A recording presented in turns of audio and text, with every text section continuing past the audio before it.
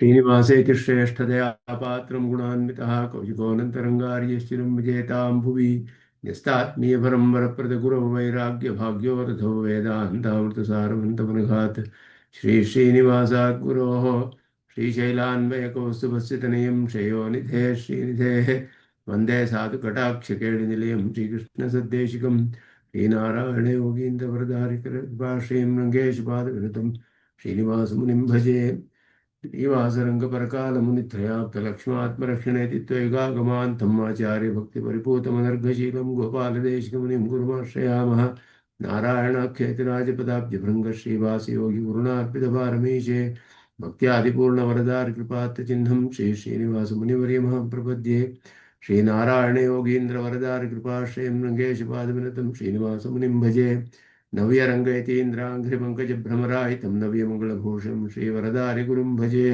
श्रीमान् वेङ्कटनाथार्य कवितार्कितकेसरी वेदान्ताचार्यवर्यो मे सन्निधत्तां सदा हृदि यो नित्यमच्युतपदाम्बुजयुग्मरुक्मव्यामोहतस्तरितराणि तृणाय मेने अस्मद्गुरोर्भगवतोऽस्य देकसिन्धो रामानुजस्य चरणो चरणं प्रपद्ये विगाहे आमुनं तीर्थं साधु बृन्दावने स्थितं निरस्तजिह्मगस्पर्शे यत्र कृष्णकृतादरः नाथेन मुनिनाथेन भवेयं नाथवानहं यस्य नैगमिकं तत्त्वं हस्तामलकतां गतं यस्य सारस्वतस्रोतोऽकुलामोदवासितं श्रुतीनां विश्वमायालं शठारिं तमुपास्महे वन्दे वैकुण्ठसेनान्यं देवं सोऽस्रवती सखं यद्वेत्र शिखरस्पन्दे विश्वमेतद्व्यवस्थितं सह धर्मचरीं शौरेः सम्मन्त्रितजगद्धिताम् अनुग्रहमयीं वन्दे नित्यमज्ञातनिग्रहां कमप्याद्यं गुरुं वन्दे कमलागृहमेधिनं प्रवक्ता छन्दसां भक्ता पञ्चरात्रस्य स्वयं लक्ष्मीनेत्रोत्पलश्रीसरतपरिचयादेशसंवर्धमानः नाभीनाळीकरिङ्कण्मधुकरपटले दत्तहस्तावलम्बः अस्माकं सम्पदोघानविरलतुलसीदाम सञ्जातभूमा काळिन्दी कान्तिहारी कलयतु वपुषः काळिमा कैटभारेः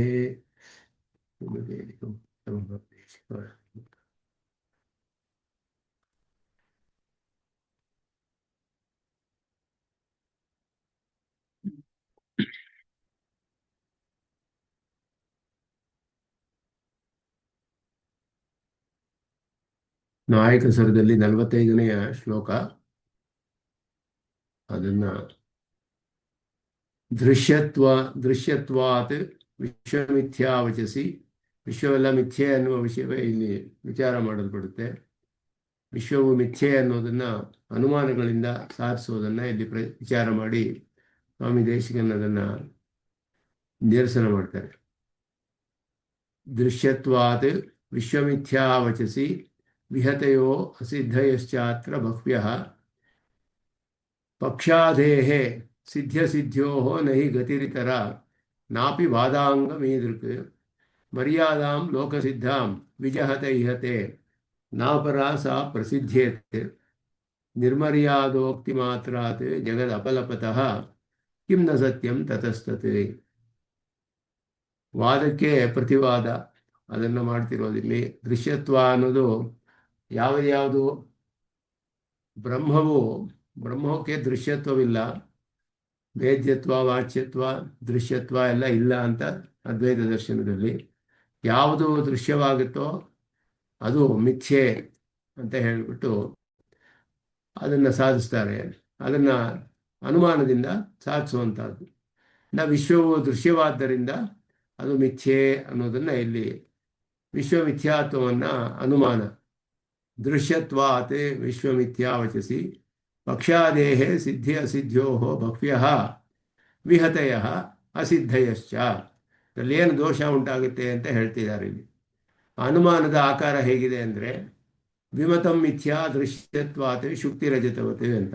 ವಿಮತಂ ಅಂದರೆ ವಿಮತಂ ಜಗತ್ ಅಂತ ಅರ್ಥ, ಅಂಡರ್ಸ್ಟುಡ್ಡಲ್ಲಿ ಅರ್ಥಸಿದ್ಧ. ವಿಮತಂ ಅಂದರೆ ವಿವಿಧವಾಗಿ ಅಭಿಪ್ರಾಯ ಪಡಲ್ಪಟ್ಟದ್ದು.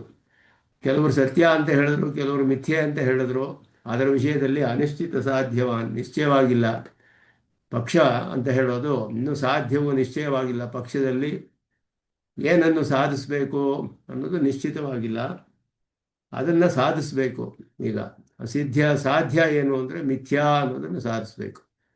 ವಿಮತವಾದ ಈ ಜಗತ್ತು ಮಿಥ್ಯಾ ಅನ್ನೋದನ್ನು ಸಾಧಿಸಬೇಕು. ವಿಮತಂ ಅನ್ನೋದೇ ಪಕ್ಷ, ಜಗತ್ತು ಅನ್ನೋದು ಅಲ್ಲಿ ಅರ್ಥಸಿದ್ಧ, ಮಿಥ್ಯಾ ಅನ್ನೋದು ಸಾಧ್ಯ. ಹೇತು ಏನು ಅಂದರೆ ದೃಶ್ಯತ್ವಾತ್, ಅದು ಕಂಡು ಬರೋದ್ರಿಂದ. ಅದಕ್ಕೆ ದೃಷ್ಟಾಂತ ಶುಕ್ತಿ ರಜತವತ್, ಅದೆಲ್ಲ ಕಂಡು ಬರೋದ್ರಿಂದ ಎಲ್ಲ ಮಿಥ್ಯೆ. ಶುಕ್ತಿಯಲ್ಲಿ ರಜತವೂ ಕಂಡು ಬರ್ತಾ ಇದೆ, ಆ ರಜತವೂ ಇಲ್ಲ ಅಲ್ಲಿ, ಆದ್ದರಿಂದ ರಜತ ಇರುವ ಹಾಗೆ ಕಂಡು ಬರ್ತಾ ಇದೆ. ಆದ್ದರಿಂದ ಇದು ಮಿಥ್ಯೆ. ಇದೇ ರೀತಿಯಲ್ಲೇ ಜಗತ್ತು ಕಂಡು ಬರ್ತಿದೆ. ಆದ್ದರಿಂದ ಬ್ರಹ್ಮನಲ್ಲಿ ಜಗತ್ತು ಅಧ್ಯಸ್ಥವಾಗಿದೆ, ಜಗತ್ತು ಕೂಡ ಮಿಥ್ಯೆ ಆಗಿರಬೇಕು. ಶುಕ್ತಿಯಲ್ಲಿ ಹೇಗೆ ರಜತವು ಕಂಡುಬರುವಂತಹ ರಜತವು ನಿಜವಾಗಿ ಇಲ್ಲವೋ ಅದೇ ರೀತಿ ಜಗತ್ತು ಕೂಡ ಇಲ್ಲ ಅನ್ನೋದು ಅನುಮಾನದಿಂದ ಇಲ್ಲಿ ಪ್ರಪಂಚ ಮಿಥ್ಯಾತ್ವವನ್ನು ಸಾಧಿಸುವ ಪ್ರತಿಜ್ಞೆ, ಪಕ್ಷ ಮುಂತಾದವುಗಳೆಲ್ಲ. ಇದರಲ್ಲಿ ಏನು ವಿರೋಧ ಬರುತ್ತೆ ಅಂದರೆ, ಈ ಪಕ್ಷ ಮೊದಲಾದಗಳೆಲ್ಲ ಪ್ರಸಿದ್ಧವಾಗಿಲ್ಲ, ಅಪ್ರಸಿದ್ಧಿ ಮೊದಲಾದ ವಿರೋಧಗಳು, ಅಸಿದ್ಧಿ ಇದೆಲ್ಲ ಹೇಳ್ತಾರೆ. ಹೇಗೆ ಅಂತ ಹೇಳಿದ್ರೆ, ಮೊದಲು ಪ್ರಶ್ನೆ ಮಾಡ್ತೀವಿ ಇದನ್ನು. ವಿಮತಂ ಮಿಥ್ಯಾ ದೃಶ್ಯತ್ವಾತ್ ಶುಕ್ತಿ ರಜತವತ್, ಅನುಮಾನದಲ್ಲಿ ಈ ಪಕ್ಷ ಅಂತ ಏನು ಹೇಳ್ತೀವಿ, ಜಗತ್ತು ಪ್ರಮಾಣ ಸಿದ್ಧವೇ ಇಲ್ಲವೇ? ಯಾವುದಾದ್ರೂ ಒಂದು ಪಕ್ಷದಲ್ಲಿ ಒಂದು ಸಾಧಿಸಬೇಕಾದ್ರೆ ಆ ಪಕ್ಷವು ಯಾವುದಾದ್ರೂ ಒಂದು ಪ್ರಮಾಣದಿಂದ ಸಿದ್ಧವಾಗಿರಬೇಕು. ಪಕ್ಷವೇ ಸಿದ್ಧವಾಗದೆ ಹೋದರೆ ಆಶ್ರಯ ಸಿದ್ಧ ಅನ್ನುವ ದೋಷ ಬರುತ್ತೆ. ಇವಾಗ ಗಗನ ಕುಸುಮಂ ಸುರಭಿ ಅಂತ ಹೇಳಿದ್ರೆ, ಗಗನ ಕುಸುಮಂ ಸುರಭಿ, ಗಗನ ಕಮಲಂ ಸುರಭಿ ಕಮಲತ್ವಾತ್ ಅಂತ ಹೇಳಿ ಸರೋಜ ಕಮಲವತ್ ಅಂತ ಹೇಳಿದ್ರೆ, ಈ ಸರೋವರದಲ್ಲಿ ಹುಟ್ಟುವ ಕಮಲದಂತೆ ಗಗನ ಕಮಲವು ಕೂಡ ಪರಿಮಳ ಹೊಂದಿರಬೇಕು. ಯಾಕೆ ಅಂದರೆ ಅದು ಕಮಲವಾಗಿದೆ. ನೀರಿನಲ್ಲಿ ಹುಟ್ಟುವ ಕಮಲದಂತೆ ದೃಷ್ಟಾಂತ. ಆಕಾಶ ಕುಸುಮ ಅಂತ ಹೇಳ್ತೀವಲ್ಲ, ಆಕಾಶ ಕಮಲ ಅದು ಅತ್ಯಂತ ಅಭಾವ, ಅದರದು ಇಲ್ಲವೇ ಇಲ್ಲ. ಅದರಲ್ಲಿ ಪರಿಮಳವನ್ನು ಸಾಧಿಸಬೇಕು ಅಂದರೆ ಆ ಪಕ್ಷವೇ ಇಲ್ಲ, ಅಲ್ಲಿ ಹೇಗೆ ಸಾಧಿಸೋದು? ಆಶ್ರಯ ಸಿದ್ಧ, ಯಾವುದಾದ್ರೊಂದು ಪ್ರಮಾಣದಿಂದ ತಿಳಿಯೋ ಹಾಗಿರ್ಬೇಕು, ಅದು ತಿಳಿದು ಬರೋದಿಲ್ಲ. ಹಾಗೆ ಇಲ್ಲಿ ಜಗತ್ತು ಅನ್ನೋದು ಪಕ್ಷ ಪ್ರಮಾಣ ಸಿದ್ಧವೇ ಇಲ್ಲವೇ ಅಂತ ಪ್ರಶ್ನೆ ಮಾಡಿ.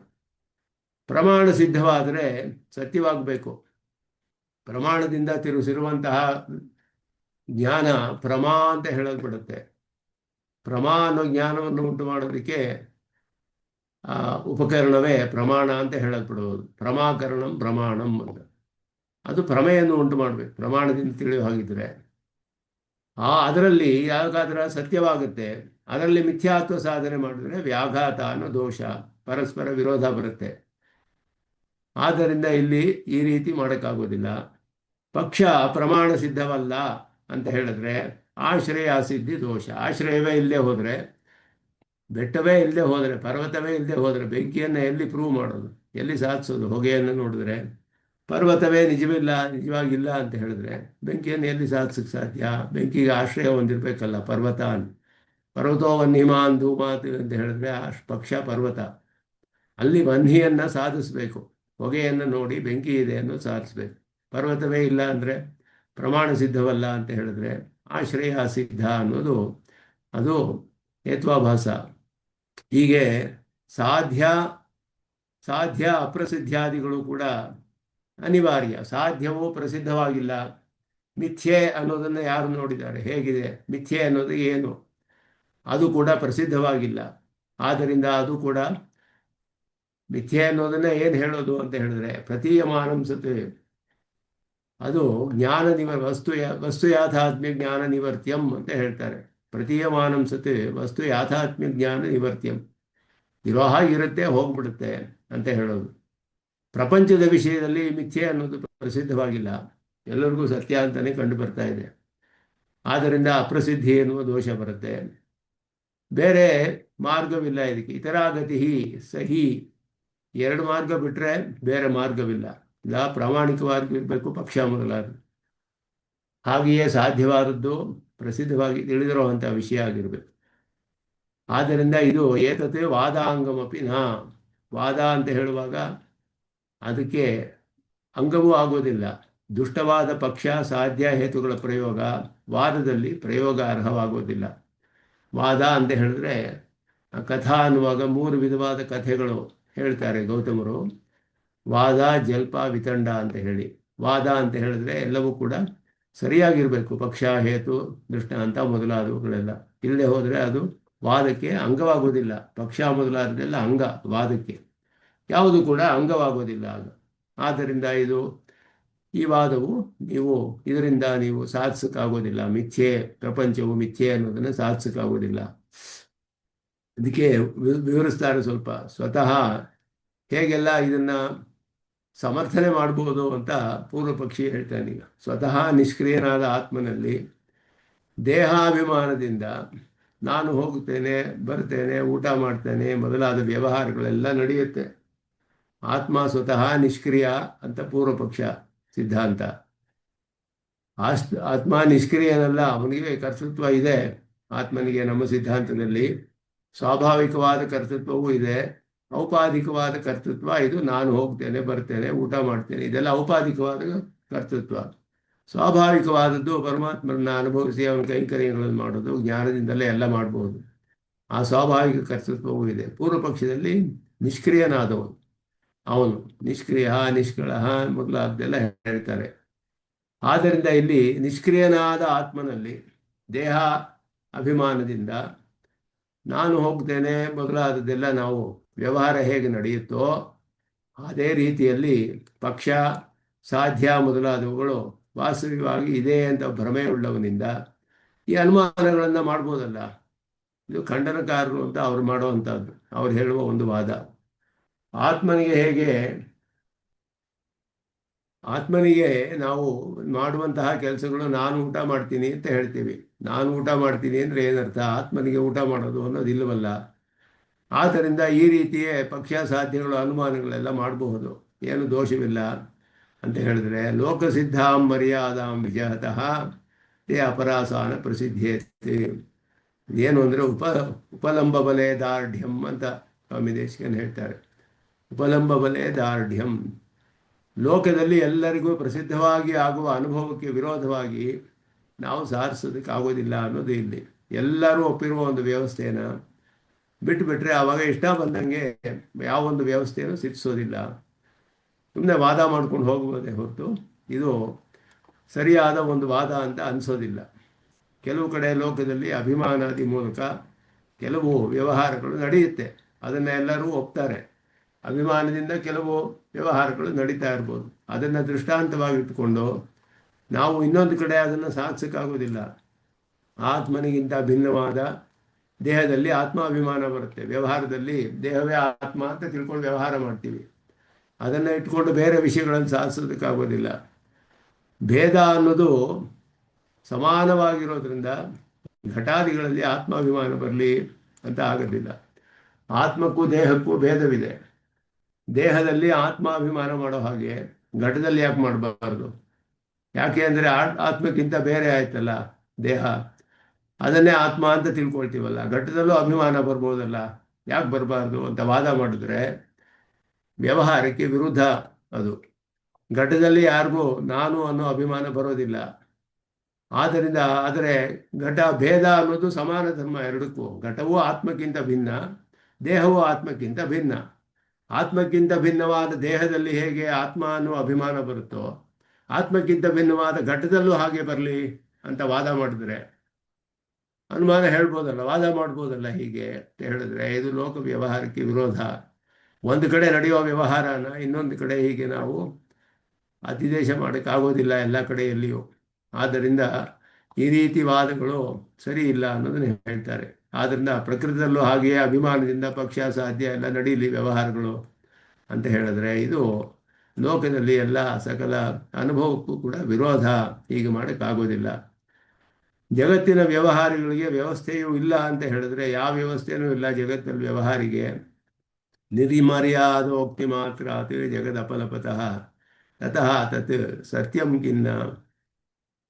ಮಾತಿಂದ ಮಾತ್ರದಿಂದಲೇ ಜಗತ್ತಿನ ವ್ಯವಹಾರ ಎಲ್ಲ ನಿರಾಕರಿಸಿ ಜಗತ್ತಿನ ವ್ಯವಹಾರಕ್ಕೆ ಒಂದು ವ್ಯವಸ್ಥೆ ಇಲ್ಲ, ವ್ಯವಹಾರಗಳೆಲ್ಲ ಮಿಥ್ಯೆ, ವ್ಯಾವಹಾರಿಕ ಅಷ್ಟೇ ಇದೆಲ್ಲವೂ ಕೂಡ ನಡೀತಾ ಇರೋದು, ಎಲ್ಲವೂ ಮಿಥ್ಯೆ, ಇದೆಲ್ಲ ಸತ್ಯವಲ್ಲ. ನಂಗೊಂದು ಪ್ರಶ್ನೆ ಇದೆ, ಕೇಳ್ಬೋದಾ? ಕೇಳಿ. ಪಕ್ಷ ಸಾಧ್ಯ ಹೇತು ಹೇಳುವಾಗ ಪಕ್ಷ ಅನ್ನೋದು ಪ್ರತ್ಯಕ್ಷ ಸಿದ್ಧವಾಗಿರ್ಬೇಕಲ್ವೇ? ಹೌದು, ಯಾವ್ದಾದ್ರು ಒಂದು ಪ್ರಮಾಣದಿಂದ ಸಿದ್ಧವಾಗಿ. ಹೌದು, ಆದ್ರೆ ವಿಮತಂ ಅಂತ ಪಕ್ಷ ಮಾಡ್ಕೊಂಡ್ರೆ ಅದನ್ನ ಆತ್ಮ ಅಂತ ಅದನ್ನ ಅದು ಪಕ್ಷ ಆಗೋಕ್ ವಿಮತಂ ಸಾಧ್ಯ ಅಂತ ಆಗುತ್ತಾ? ಯಾಕೆ ವಿಮತಂ ಅಂತ ಯಾಕೆ ಹೇಳೋದು ಅಂದ್ರೆ ಹಾ ಅದು ಇನ್ನೂ ನಮಗೆ ಸಿದ್ಧವಾಗಿಲ್ಲ. ಜಗತ್ತು ಹಾ ಸತ್ಯವೋ ಮಿಥ್ಯೆಯೋ ಅನ್ನೋದು ಸಿದ್ಧವಾಗಿಲ್ಲ. ಈ ಅನುಮಾನದಿಂದ ಸಿದ್ಧ ಮಾಡ್ಬೇಕದನ್ನ. ಅದು ವಿವಿಧವಾಗಿ ಅಭಿಪ್ರಾಯಪಟ್ಟು ವಿವಿಧಂ ಮತಂ. ಯಾಕೆ ಅಂದ್ರೆ ಹಾ ಹಾ ಒಬ್ಬ ಹೇಳ್ತಾನೆ ಇದು ಸತ್ಯ ಅಂತ ಹೇಳ್ತಾನೆ, ಇನ್ನೊಬ್ಬ ಹೇಳ್ತಾನೆ ಮಿಥ್ಯಾ ಅಂತ ಹೇಳ್ತಾನೆ. ಇದು ಏನು ಅಂತ ಪ್ರೂವ್ ಮಾಡ್ಬೇಕಲ್ಲ ಈ ಅನುಮಾನದಿಂದ. ಓ ಆದ್ದರಿಂದ ಈ ಜಗತ್ತಿನ ವಿಷಯದಲ್ಲಿ ಅಭಿಪ್ರಾಯ ಭೇದ ಇದೆ. ಆ ಜಗತ್ತಿನ ಏನು ಅನ್ನೋದನ್ನ ಈ ಅನುಮಾನ ಪ್ರೂವ್ ಮಾಡುತ್ತೆ ಅಂತ ಹೇಳ್ಬೇಕು ಅನುಮಾನದಲ್ಲಿ. ಓ ಆದ್ದರಿಂದ ಅದು ಯಾವುದೇ ಪಕ್ಷವು ಯಾವಾಗಲೂ ವಿಮತವೇ, ಯಾವಾಗಲೂ ಪಕ್ಷವು ವಿಮತವೇ. ಯಾಕೆ ಅಂದ್ರೆ ಅದರಲ್ಲಿ ಏನು ಅನ್ನೋದು ಇನ್ನೂ ನಮ್ಗೆ ತಿಳಿದಿಲ್ಲ. ಹೇತುಗಳನ್ನ ಆದ್ರೆ ದೃಷ್ಟಾಂತ ಎಲ್ಲ ಪಕ್ಷ ಇಟ್ಕೊಂಡು ಆದ್ರೆ ಸಾಧಿಸ್ಬೇಕು. ಪಕ್ಷ ಪ್ರತ್ಯಕ್ಷಿಸಿದ್ದ ಅಲ್ವಾ?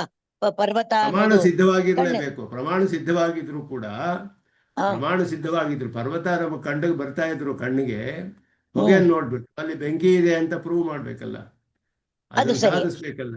ಆದ್ರಿಂದ ಅದು ಇನ್ನೂ ಗೊತ್ತಿಲ್ಲ ನಮ್ಗೆ ಬೆಂಕಿ ಇದೆಯೋ ಇಲ್ವೋ ಅಂತ. ಹೊಗೆ ಮಾತ್ರ ಕಂಡು ಬರ್ತಾ ಇದೆ. ಅತ್ತರಿ ಆದ್ರೆ ಹೊಗೆಗೂ ಪಕ್ಷ ಪ್ರತ್ಯಕ್ಷಕ್ಕೆ ಸಿಗೋದಾದ್ರಿಂದ ಹೀಗೆ ವಿಮತ್ ಅನ್ನೋದು ವಿಮತಂ ಪ್ರತ್ಯಕ್ಷ ಅನ್ಬೇಕಾದ್ರೆ ಅದು ಆತ್ಮ ಅದು ಪ್ರತ್ಯಕ್ಷದಲ್ಲಿ ಅಲ್ಲಿ ಪ್ರತ್ಯಕ್ಷಕ್ಕೆ ಅಲ್ಲಿ ಅಲ್ಲಿ ಪ್ರತ್ಯಕ್ಷದಲ್ಲಿ ಕಂಡು ಬರುತ್ತೆ ಯಾವುದಾದ್ರೂ ಒಂದು ಪ್ರಮಾಣದಿಂದ ಅಂತ ಹೇಳಿದ್ದಾರೆ. ಅದಕ್ಕೆ ಇಲ್ಲಿ ಓ ಪ್ರತ್ಯಕ್ಷ ಇರಬೇಕಾಗಿಲ್ಲ, ಅನುಮಾನ ಇರ್ಬೋದು, ಶಬ್ದ ಇರ್ಬೋದು, ಯಾವುದಾದ್ರು ಒಂದು ಪ್ರಮಾಣದಿಂದ ಪ್ರಮಾ ಉಂಟಾಗುತ್ತೆ ನಮಗೆ. ಆದ್ದರಿಂದ ಈ ಪ್ರಮಾಣ ನಮಗೆ ಈ ಜಗತ್ ಮಿಥ್ಯೆ ಅನ್ನೋದು ಶಾಸ್ತ್ರದಿಂದಲೇ ತಿಳಿಬೇಕು.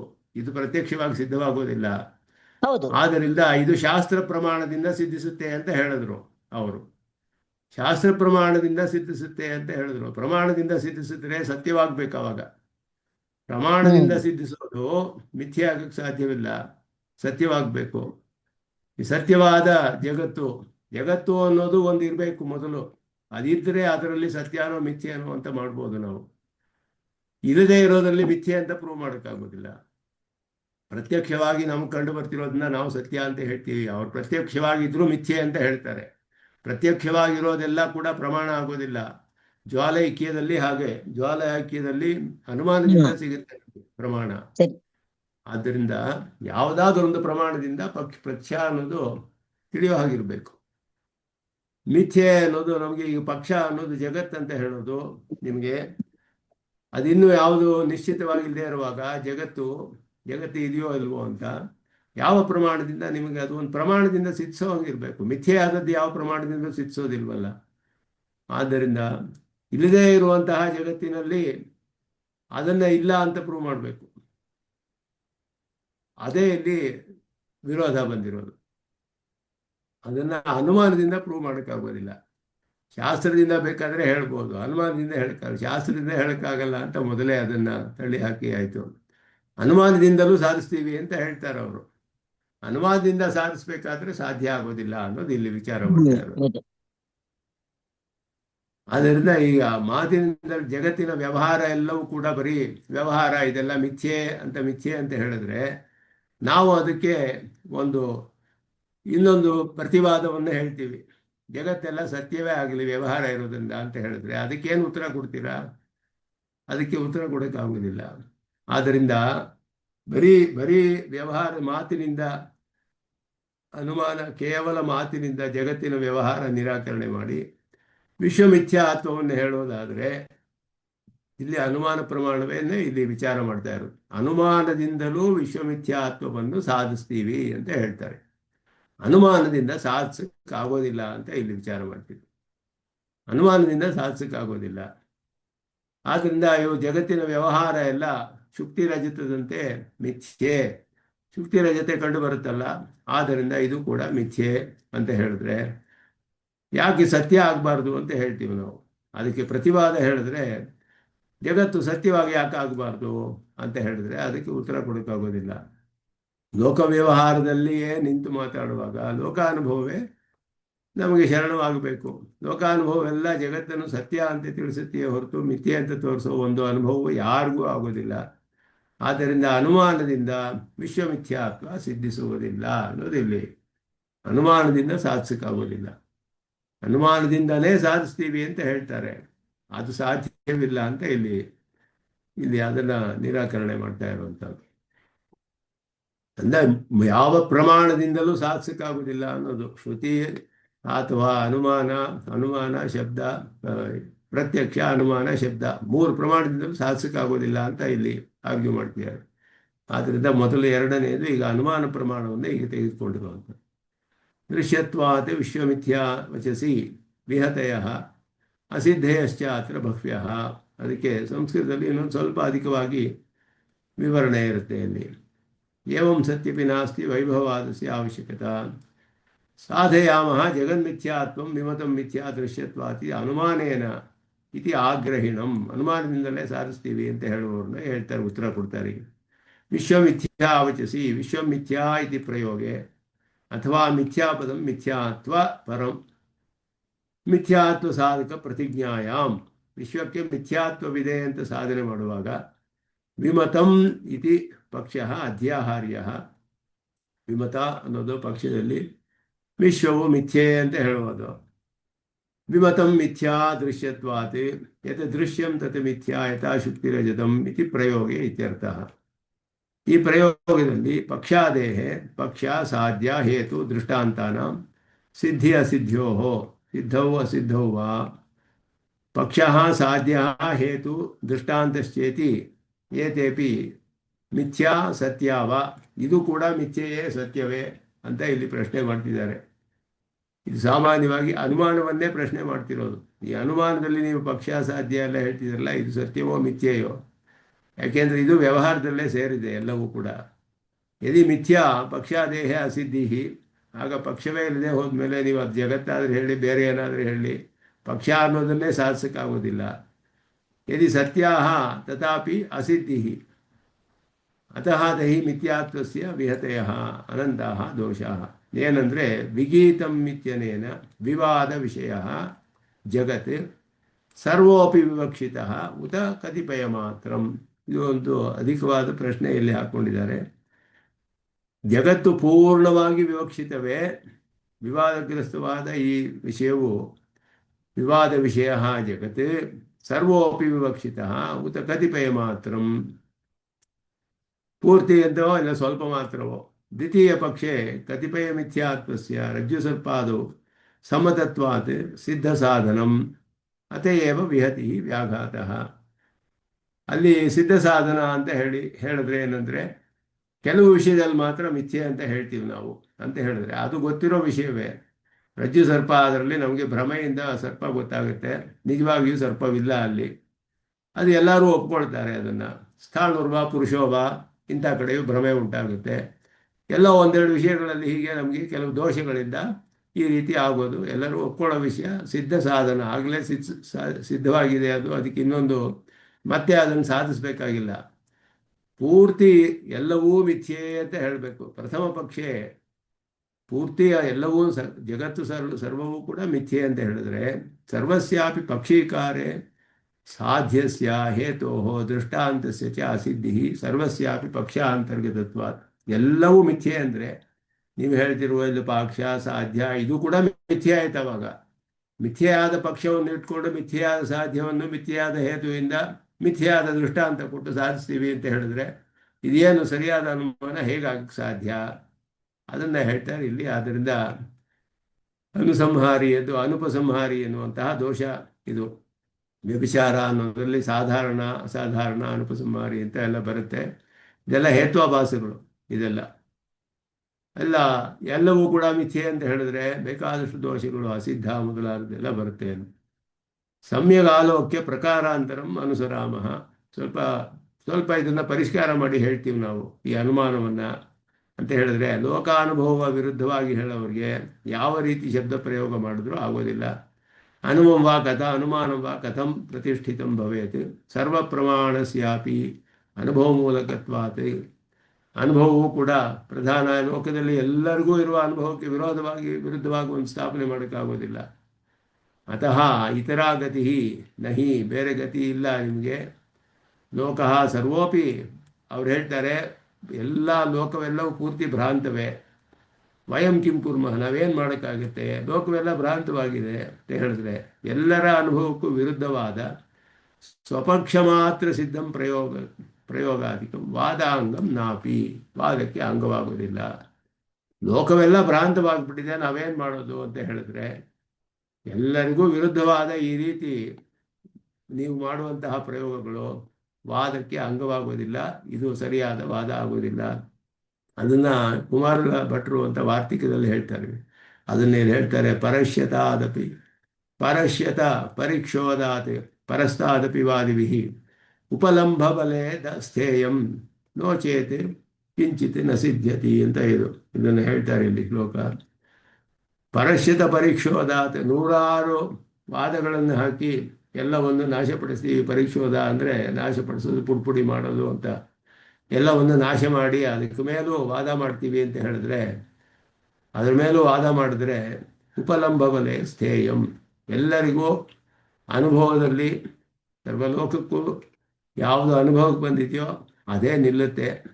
ಇಲ್ಲದೆ ಹೋದರೆ ಯಾವುದು ಕೂಡ ಸಿದ್ಧಕ್ಕಾಗೋದಿಲ್ಲ. ಎಲ್ಲಕ್ಕೂ ಎಲ್ಲ ವಿರುದ್ಧವಾಗಿ ಹೇಳ್ಕೊಂಡು ಹೋಗ್ತಾ ಇರ್ಬೋದು. ಎಲ್ಲಕ್ಕೂ ಅನುಭವಕ್ಕೆ ವಿರುದ್ಧವಾಗಿ ಏನು ಬೇಕಾದರೆ ಹೇಳ್ಕೊಂಡು ವಾದ ಮಾಡಿಕೊಂಡು ಇದೇ ಸರಿ ಇದೇ ಸರಿ ಅಂತ ಹೇಳಿದ್ರೆ ವಾದಕ್ಕೆ ಅಂಗವಾಗೋದಿಲ್ಲ. ಅದೇನಿದ್ರು ಜಲ್ಪ ವಿತಂಡ ಅವುಗಳಲ್ಲಿ ಹೋಗಿ ಸೇರಿಕೊಳ್ಳುತ್ತೆ ಅಷ್ಟೇ ಹೊರತು ವಿತಂಡವಾದವಾಗುತ್ತೆ. ಆದ್ದರಿಂದ ಈ ರೀತಿ ವಾದ ಮಾಡೋದು ಸರಿ ಇಲ್ಲ ಅನ್ನೋದನ್ನು ಹೇಳ್ತಿದ್ದಾರೆ. ಇತ್ಯಾದಿ ಅಭಿಯುಕ್ತೋ ಅಭಿಪ್ರೇತ ಮರ್ಯಾದಾ ಲೋಕಸಿದ್ಧಾಂ ಮರ್ಯಾದಾಂ ಲೋಕೆ ಸಭ್ಯಜನಸಮ್ಮತಾಂ ಸರ್ವಾಮಪಿ ವ್ಯವಸ್ಥಾಂ ವಿಜಹತಃ ವಾಕ್ಯಕಥಾಯಾಂ ಜಲ್ಪೇ ವಾ ಅಪರ ಅನ್ಯಾಸ ಮರ್ಯಾದಾ. ಜಲ್ಪದಲ್ಲೂ ಆಗಲ್ಲ, ಕಥೆಯಲ್ಲೂ ಆಗಲ್ಲ, ವಾದದಲ್ಲೂ ಆಗೋದಿಲ್ಲ ಅಂತ ಹೇಳ್ತಾರೆ. ನ ಕಂಚಿತ್ ಪ್ರಸಿದ್ಧೇತೆ ಕಿಂಚಿತ್ ಸಿದ್ಧೇತೆ. ಲೋಕೆ ಲೋಕಃ ಅನ್ಯಃ ಶಾಸ್ತ್ರಂ ಚ ಅನ್ಯದ್ ನಿರ್ಮರ್ಯಾದೋಕ್ತಿ ಮಾತ್ರಾತ್ ಮರ್ಯಾದ ಅತೀತ ಧಾರ್ಷ್ಟ್ಯ ಮೂಲಕ ವಚನೇರೈವ ಪರಿದೃಶ್ಯಮಾನಂ ಸರ್ವಂ ಸರ್ವವ್ಯವಸ್ಥಾಂಚ ಅಪಲಪತಃ ಅಪನ್ನುಮಾನಸ್ಯ. ಎಲ್ಲನೂ ವಿರುದ್ಧವಾಗಿ ಹೇಳಿ ಮರೆಯನ್ನು ಮಾಡುವಂಥವ್ರಿಗೆ ತಾವನ್ಮಾತ್ರೇಣ ಜಗತ್ಸತ್ಯಂ ಭವದುಕ್ತಿ ವಿಪರೀತತೆಯ ಸತ್ಯಂ ಖಿನ್ನ ಭವೇತ್. ನೀವಿಷ್ಟೆಲ್ಲ ವಾದ ಮಾಡಿ ಜಗತ್ತಿಗೆ ಎಲ್ಲ ಅನುಭವಕ್ಕೂ ವಿರೋಧವಾಗಿ ಮಾಡ್ತಾ ಇದ್ರೆ ನಾವು ಇದೆಲ್ಲ ಸತ್ಯ ಅಂತ ಯಾಕೆ ಆಗಬಾರ್ದು? ಹಾಗೆ ಹೇಳಿದ್ರೆ ಅದು ಯಾಕೆ ನಿಲ್ಲಬಾರ್ದು? ಆ ವಾದವೂ ನಿಲ್ಬೋದಲ್ಲ. ಆದ್ದರಿಂದ ಮತ್ತಃ ಉನ್ಮತ್ತಃ ವಾ ಅಸ್ವಾಧೀನ ಬುದ್ಧಿ ಅಬದ್ಧಂ ಕಿಂಚಿತ್ ವದೇತ್ ತಾವನ್ಮಾತ್ರೇಣ ವಸ್ತು ಅನ್ಯಥಾ ಭವೇತ್ ಕಿಂ. ಒಬ್ಬನು ಉನ್ಮತ್ತನಾದವನು ಏನೋ ಹೇಳಿದ್ರೆ ವಸ್ತು ಅನ್ಯಥಾ ಆಗೋದಿಲ್ಲ. ಆದ್ದರಿಂದ ನೀವು 1000 ಸತಿ ಜಗತ್ ಮಿಥ್ಯೆ ಅಂತರೂ ಮಿಥ್ಯೆ ಆಗೋದಿಲ್ಲ. ಜಗತ್ತು ಸತ್ಯವಾಗಿಯೇ ಇದೆ ಅಂತ ಅರ್ಥ. ತಾದೃಶೇನೈವ ಭವದುಕ್ತಿ ವಿರುದ್ಧತೆಯ ಜಗತ್ಸತ್ಯತ್ವ ವಚನೇನ ಜಗತ್ಸತ್ಯಂ ಖಿನ್ನ ಭವೇತ್. ಅತಃ ತದನುಮಾನ ಬಾಧಿ ಸಿದ್ಧಯೇವ. ನಿಮ್ಮ ಅನುಮಾನವು ಬಾಧಿತವಾಗುತ್ತೆ ಅನ್ನೋದನ್ನು ಹೇಳ್ತಾರೆ. ಆದ್ದರಿಂದ ನೀವು ಇದಕ್ಕೆಲ್ಲ ಸ್ವಲ್ಪ ಶ್ಲೋಕಗಳನ್ನೆಲ್ಲ ಹೇಳ್ತಾರೆ ಇಲ್ಲಿ. ತರ್ಕದಲ್ಲಿ ಹೇಗೆ ಎಲ್ಲವನ್ನು ಸಾಧಿಸಕ್ಕಾಗೋದಿಲ್ಲ ಅನ್ನೋದು ಇಲ್ಲಿ ವಿಶೇಷವಾಗಿ ಕೆಲವು ಶ್ಲೋಕಗಳಲ್ಲಿ ಹೇಳ್ತಾರೆ. ಶಾಸ್ತ್ರಂ ಮಾ ಗುರುಶಸ್ತ್ರಂ ತ್ವಂ ವೃಥಾ ತರ್ಕಸ್ಯ ವರ್ಧನಾತ್. ಇದೆಲ್ಲ ಇವರೇ ಮಾಡಿರೋ ತಾರಿಕೆಗಳು ಆಚಾರ್ಯರು. ತೇನ ತ್ವಂ ವರಣೀಯೋ ಭವಾನ್ ಕೃಷ್ಣ ಪ್ರಸಕ್ತಿ ಅಧಿಕೃತಿ ಕೃಷ್ಣ ಪ್ರಸಕ್ತಿ ಶ್ರುತೇಸ್ತು ಶಬ್ದಮೂಲತ್ವಾತ್. ಅದೆರಡು ಪ್ರಧಾನವಾದ ಅಧಿಕರಣಗಳು. ತರ್ಕ ಏವ ಪರಾಮಾಯ ಕೇವಲಂ ತರ್ಕಜೀವಿನಃ ತತ್ರಾಪಿ ಅಧ್ಯಾತ್ಮ ವಿದ್ಯಾಯಾಂ ಸಾ ಮಾಯಾ ಪರಮಾಮತ. ತರ್ಕಪ್ರಾಣ ನರಾಃ ನೂನಂ ನ ವೇದಾಂತ ಅಧಿಕಾರಿಣಃ ತ್ರಿಕಾಲ ಸತ್ಯಂ ವಾಕ್ಯಂ ಚ ಶುಕಸ್ಯ ಶ್ರೂಯತಾಂ ಪುನಃ. ಭಾಗವತದ ವಾಕ್ಯವನ್ನೇ ಹೇಳ್ತಾರೆ. ಯಶ್ಚ ಮೂಢತಮೋ ಲೋಕೆ ಯಶ್ಚ ಬುದ್ಧೇಃ ಪರಂಗತಃ ತಾವು ಬಹು ಸುಖಮೇಧೇತೆ ಕ್ಲಿಶ್ಯತಿ ಅಂತರಿತೋ ಜನಃ ಅಂತ ಹೇಳಿ. ಇಲ್ಲ ಈ ಎಕ್ಸ್ಟ್ರೀಮಲ್ಲಿ ಇರಬೇಕು, ಆ ಕಡೆ ಎಕ್ಸ್ಟ್ರೀಮಲ್ಲಿ ಇರಬೇಕು, ಮಧ್ಯದಲ್ಲಿ ಇರೋರು ಕಷ್ಟಪಡ್ತಾರೆ ಅಂತ ಹೇಳಿ. ಏನು ತಿಳಿದೇ ಇರೋನು ಪರವಾಗಿಲ್ಲ, ಎಲ್ಲ ಚೆನ್ನಾಗಿ ತಿಳಿದವನು ಪರವಾಗಿಲ್ಲ, ಅರ್ಧ ತಿಳಿದವ್ರಿಗೆ ಕಷ್ಟ ಅಂತ ಹೇಳಿ. ಅಚಿಂತ್ಯ ಕಲುತೆ ಯೇ ಭಾವಾಹ ನೈತಾಂ ತರ್ಕೇಣ ಯೋಜಯೇತ್.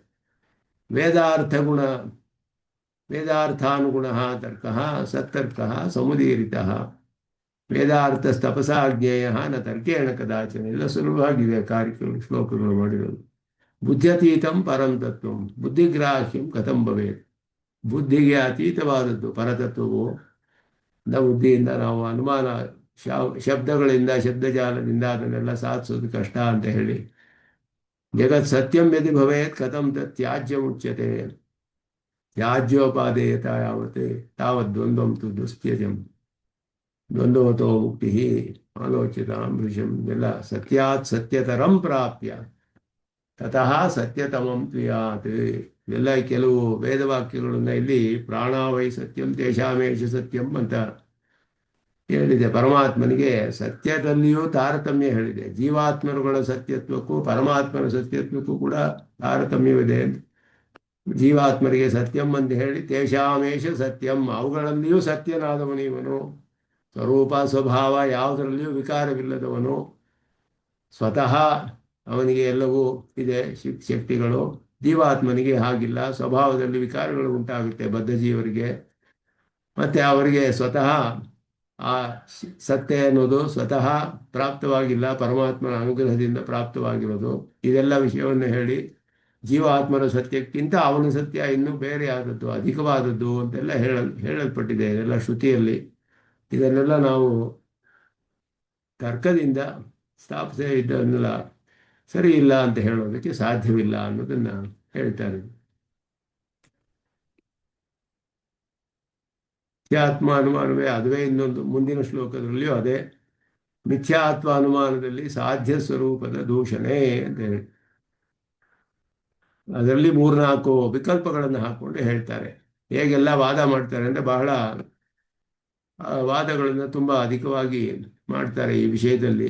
ಅನುಮಾನದಿಂದಲೂ ಸಾಧಿಸ್ತೀವಿ ಅಂತ ಹೇಳಿ ಸಾಧ್ಯೇ ಸತಿ ಇತರತ್ವೇ ಕಥಿತೈಹ ಭವೇತ್ ಸ್ವಸ್ಯ ಹಿ ಸ್ವ ಅನ್ಯಭಾವಃ ನಾನ್ಯತೆ ಸತ್ಯಂ ತು ದೃಷ್ಟಂ ತದವಧಿಕ ಭಿದಾ ಸಾಧನೆ ಚ ಇಷ್ಟಸಿದ್ಧಿ. 3-4 ವಿಕಲ್ಪಗಳಿದೆ ಅದರಲ್ಲಿ ಶ್ಲೋಕದಲ್ಲಿ. ಸತ್ಯತ್ವಂ ಚೇತ್ ನಿಷೇಧ್ಯಂ ರಸಜತಿ ದಹನೇಪಿ ಉಷ್ಣತಾಯಾಃ ನಿಷೇಧಃ ಸಾಧ್ಯಂ ತು ಅಕ್ಷಾದಿ ಅಬಾಧ್ಯಂ ಯದಿ ಕಿಮಪಿ ಪರಂ ತೇನ ನ ವ್ಯಾಪ್ತಿ ಸಿದ್ಧಿ. ಅನುಮಾನಗಳಲ್ಲಿ ಬರುವಂತಹ ವಿಷಯಗಳನ್ನೆಲ್ಲ ಇಲ್ಲಿ ಹೇಳಿ ಹೇಗೆ ಎಲ್ಲವೂ ಅನುಮಾನದಲ್ಲಿ ಸರಿಯಾಗಿರಬೇಕು. ಸತ್ತರ್ಕ ಅಂತ ಹೇಳಬೇಕಾದ್ರೆ ಅದರಲ್ಲಿ ಯಾವ್ಯಾವ ವಿಧವಾದ ದೋಷಗಳು ಬರುತ್ತೆ ಇಲ್ಲಿ ಈ ಅನುಮಾನ ಪ್ರಯೋಗಗಳಲ್ಲಿ ಅಂತ ಹೇಳ್ತಾರೆ. ಇಲ್ಲಿ ಅದೇ ಅನುಮಾನವೇ ಮತ್ತೆ ಅದರ ಬಗ್ಗೆ ಇನ್ನು ಅಧಿಕವಾಗಿ ಸಾಧ್ಯ ಸ್ವರೂಪದಲ್ಲಿ ವಿಕಲ್ಪ ಮಾಡಿ ಹೇಗೆಲ್ಲ ಅನುಮಾನ ಮಾಡ್ಬೋದು. ಪೂರ್ವ ಪಕ್ಷಿ ಮಿಥ್ಯಾ ಅನ್ನೋದಕ್ಕೆ ಏನು ಅರ್ಥ ಕೊಡ್ತಾರೆ ಅದ್ರ ಮೇಲೆ ವಾದ ಮಾಡ್ತಾರೆ. ಮಿಥ್ಯೆ ಅಂದರೆ ಏನು ಅನ್ನೋದನ್ನು ನಿರೂಪಣೆ ಮಾಡಬೇಕು ಮೊದಲು. ಅದರಲ್ಲಿ 3-4 ವಿಧವಾಗಿ ನಿರೂಪಣೆ ಮಾಡೋಕ್ಕೆ ಪ್ರಯತ್ನ ಪಟ್ಟು ಹೀಗೆಲ್ಲ ಆಗ್ಬೋದು, ಹೀಗಾಗ್ಬೋದು ಅಥವಾ ಹೀಗಾಗ್ಬೋದು ಅಂತ ಪ್ರಯತ್ನ ಪಟ್ಟು ಹೇಗಾದರೂ ಸಾಧಿಸಬೇಕು. ಮಿಥ್ಯಾತ್ವ ಅಂದರೆ ಹೇಗೂ ಸಾಧ್ಯವಾಗೋದಿಲ್ಲ ಅಂತ ಇಲ್ಲಿ ಅನೇಕ ವಿಕಲ್ಪಗಳನ್ನು ಸ್ವಾಮಿ ದೇಶಿಕನೇ ಹಾಕ್ಕೊಂಡು ತೋರಿಸ್ತಾರೆ. ವಿಮತಂ ಮಿಥ್ಯಾ ದೃಶ್ಯತ್ವಾತ್ ಅನ್ನೋ ಅನುಮಾನವೇ. ಅಲ್ಲಿ ಸಾಧ್ಯವಾದದ್ದು ಮಿಥ್ಯಾ ಅನ್ನೋದು ಮಿಥ್ಯಾತ್ವ ಜಗತ್ತಿಗೆ ಸಾಧಿಸಬೇಕು. ಈ ಮಿಥ್ಯಾ ಅಂತ ಹೇಳಿದ್ರೆ ಏನು? ಸತ್ಯಕ್ಕಿಂತಲೂ ಭಿನ್ನ ಅಂತ ಅರ್ಥ ಅಂತ ಹೇಳಿದ್ರೆ ತನಗೆ ತನ್ನ ಭೇದ ಬರಬೇಕಾಗುತ್ತೆ. ಸತ್ಯಕ್ಕಿಂತಲೂ ಭಿನ್ನವಾದದ್ದು ಅಂತ ಹೇಳಿದ್ರೆ ಮಿಥ್ಯೆ. ಮಿಥ್ಯೆ ಅಂದರೆ ಏನು ಅಂತ ಹೇಳಿದ್ರೆ ಸತ್ಯಕ್ಕಿಂತ ಬೇರೆ ಆದದ್ದು ಸತ್ಯ. ಸತ್ಯಕ್ಕಿಂತಲೂ ಭಿನ್ನ ಅಂತ ಹೇಳಿದ್ರೆ ತನ್ನಲ್ಲಿ ತನಗೆ ಭೇದ ಬರಬೇಕು. ಅವಾಗ ಅದು ಹೇಗೆ ಅಂತ ಹೇಳಿದ್ರೆ ಇಲ್ಲಿ ವಿವರಿಸ್ತಾರೆ.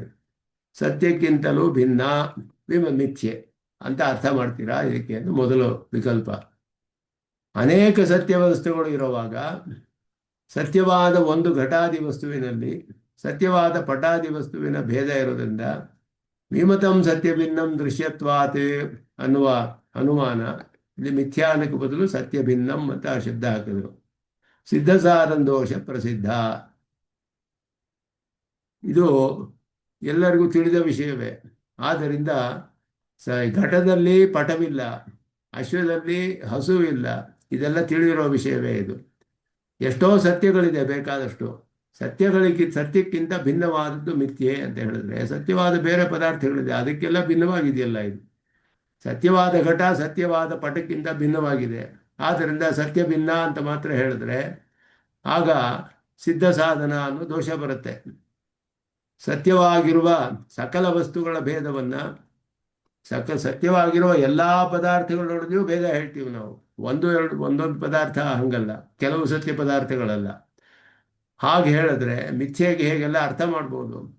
ಸತ್ಯಕ್ಕಿಂತ ಬೇರೆಯಾದದ್ದು ಮಿಥ್ಯೆ ಅಂತ ಹೇಳಿದ್ರೆ ಬೇರೆ ಸತ್ಯವಾದ ಪದಾರ್ಥಗಳು ಇದೆ, ಅದಕ್ಕಿಂತ ಇದು ಬೇರೆ ಅನ್ನೋದು ಮೊದಲೇ ತಿಳಿದಿರೋ ವಿಷಯ. ಅದನ್ನು ಸಾಧಿಸಬೇಕಾಗಿಲ್ಲ ಆವಾಗ. ಯಾಕೆಂದ್ರೆ ಘಟವು ಸತ್ಯಭಿನ್ನ ಅನ್ನೋದು ಅದರಲ್ಲಿಯೂ ಇದೆ. ಯಾಕೆ ಅಂದರೆ ಪಟಕ್ಕಿಂತ ಬೇರೆ ಆದದ್ದು, ಪಟವೂ ಸತ್ಯವಾದದ್ದು, ಆ ಸತ್ಯ ಪದಾರ್ಥಕ್ಕಿಂತ ಬೇರೆ ಆಯ್ತಿದ್ದು. ಸತ್ಯ ಅನ್ನೋ ಜಾತಿಗೆ ಸೇರಿದ್ದು ಅನ್ನೋ ಅರ್ಥ ಮಾಡ್ತಾರೆ ಅಲ್ಲಿ.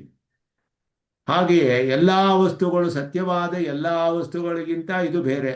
ಯಾಕೆ ಅಂದರೆ ಸತ್ಯವಾದ ಪದಾರ್ಥ ಒಂದೇ ಇರೋದು ಬ್ರಹ್ಮ ಸಿದ್ಧಾಂತದಲ್ಲಿ, ಅವರಿಗೆ ಪೂರ್ವ ಪಕ್ಷದಲ್ಲಿ ಸತ್ಯವಾದ ಪದಾರ್ಥ ಒಂದೇ. ಸತ್ಯವಾದ ಎಲ್ಲದಕ್ಕಿಂತಲೂ ಭಿನ್ನವಾದದ್ದು ಮಿಥ್ಯೆ ಅಂತ ಹೇಳಿದ್ರೆ ಏನಾಗತ್ತೆ ಅಂತ ಹೇಳಿದ್ರೆ, ತಾನು ಸಕಲ ವಸ್ತುಗಳಲ್ಲಿ ತಾನು ಸೇರಿದ್ರೆ ತನ್ನಲ್ಲೇ ತನ್ನ ಭೇದವನ್ನು ಒಪ್ಪಬೇಕಾವಾಗ. ಎಲ್ಲ ಪದಾರ್ಥಗಳಿಗಿಂತಲೂ ಸಕಲ ವಸ್ತು, ಸತ್ಯವಾಗಿರುವ ಎಲ್ಲ ವಸ್ತುಗಳ ಭೇದವನ್ನು ಸಾಧಿಸಿದ್ರೆ ಮಿಥ್ಯೆ ಅಂತ ಹೇಳಿದ್ರೆ, ಆ ಎಲ್ಲ ವಸ್ತುಗಳು ಅಂತ ಹೇಳಿದ್ರೆ ಅದರಲ್ಲಿ ಇದು ಸೇರಿದೆ. ನಾವು ಏನು ಹೇಳಬೇಕು ಅದು ಕೂಡ ತಾನು ಸೇರಿಬಿಟ್ಟಿದೆ ಅದರಲ್ಲಿ. ಆದ್ದರಿಂದ ಇದು ಇವಾಗ ಘಟ ಮಿಥ್ಯೆ, ಪಟವು ಮಿಥ್ಯೆ, ಅಶ್ವವು ಮಿಥ್ಯೆ, ಗೌ ಮಿಥ್ಯೆ, ನಾವು ಮಿಥ್ಯೆ, ಎಲ್ಲರೂ ಮಿಥ್ಯೆ. ಇವಾಗ ಎಲ್ಲ ಮಿಥ್ಯೆ. ಆದ್ದರಿಂದ ಆ ಮಿಥ್ಯೆಗೆ ಏನು ಅರ್ಥ? ಸತ್ಯವಾದ ಪದಾರ್ಥಕ್ಕಿಂತ ಬೇರೆಯಾದದ್ದು, ಎಲ್ಲ ಸತ್ಯವಾದ ಪದಾರ್ಥಗಳಿಂದ ಬೇರೆಯಾದದ್ದು ಅಂತ ಹೇಳಬೇಕು. ಎಲ್ಲವೂ ಮಿಥ್ಯೆ ಆದರೆ ಈ ಮಿಥ್ಯೆ ಅಂತ ಸಾಧಿಸುವ ಪದಾರ್ಥವು ಸಕಲ ವಸ್ತುವಿನಲ್ಲಿ ಸೇರಿದೆ, ಅದು ಕೂಡ ಅದರಲ್ಲಿ ಅದಕ್ಕೆ ಭೇದ ಹೇಳಬೇಕು ಅವಾಗ.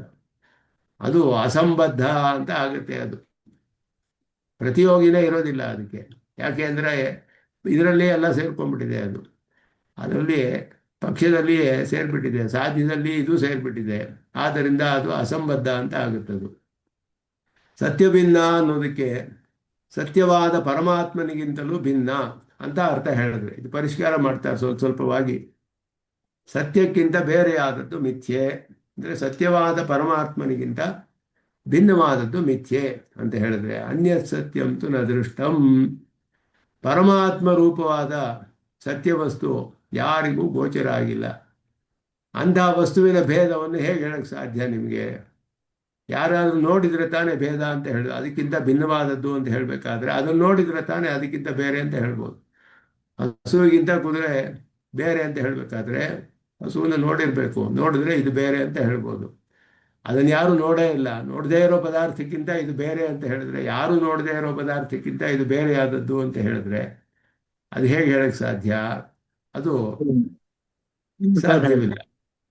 ಪರಮಾತ್ಮನನ್ನು ಪ್ರತ್ಯಕ್ಷವಾಗಿ ನೋಡದಿದ್ರು ಕೂಡ ಅವ್ರು ಹೇಳ್ತಾರೆ, ನೀವು ಸಹ ಜಗತ್ತಿಗೆ ಪರಮಾತ್ಮ ಭೇದವನ್ನು ಒಪ್ತಿರಲ್ಲ, ಹಾಗೆ ಯಾಕಿಲ್ಲ ಆಗಬಾರ್ದು? ಪರಮಾತ್ಮನಿಗಿಂತ ಅತ್ಯಂತ ವಿಲಕ್ಷಣ ಜಗತ್ತು ಅಂತ ನೀವು ಹೇಳ್ತೀರಲ್ಲ. ಪೂರ್ವ ಪಕ್ಷಿ ಹೇಳ್ತಾನೆ, ನೀವು ಇದೇ ತಾನೇ ಹೇಳೋದು. ಪರಮಾತ್ಮನನ್ನು ನೀವು ನೋಡಿದ್ದೀರಾ? ನೋಡಿಲ್ಲ. ಆದರೆ ಜಗತ್ತು ಪರಮಾತ್ಮನಿಗಿಂತ ವಿಲಕ್ಷಣವಾದದ್ದು ಅಂತ ಹೇಳ್ತೀರಲ್ಲ. ಆ ರೀತಿ ವೈಲಕ್ಷಣ್ಯ ನಮಗಿಷ್ಟವೇ ಅಂತ ಹೇಳ್ತಾರೆ. ತದವಧಿಕ ಭಿದಾ ಸಾಧನೆ ಚ ಇಷ್ಟ ಸಿದ್ಧಿ. ಪರಮಾತ್ಮನಿಗಿಂತ ಜಗತ್ತು ವಿಲಕ್ಷಣ ಅಂತ ಹೇಳಿ ನಾವು ಒಪ್ಕೊಳ್ತೀವಿ ಅದನ್ನು. ಅಂದರು ನಮಗೆ ಇಷ್ಟವಾದದ್ದೇ ಅದು, ನಮಗೆ ಇಷ್ಟವಾದದ್ದೇ ಸಿದ್ಧಿಸುತ್ತೆ.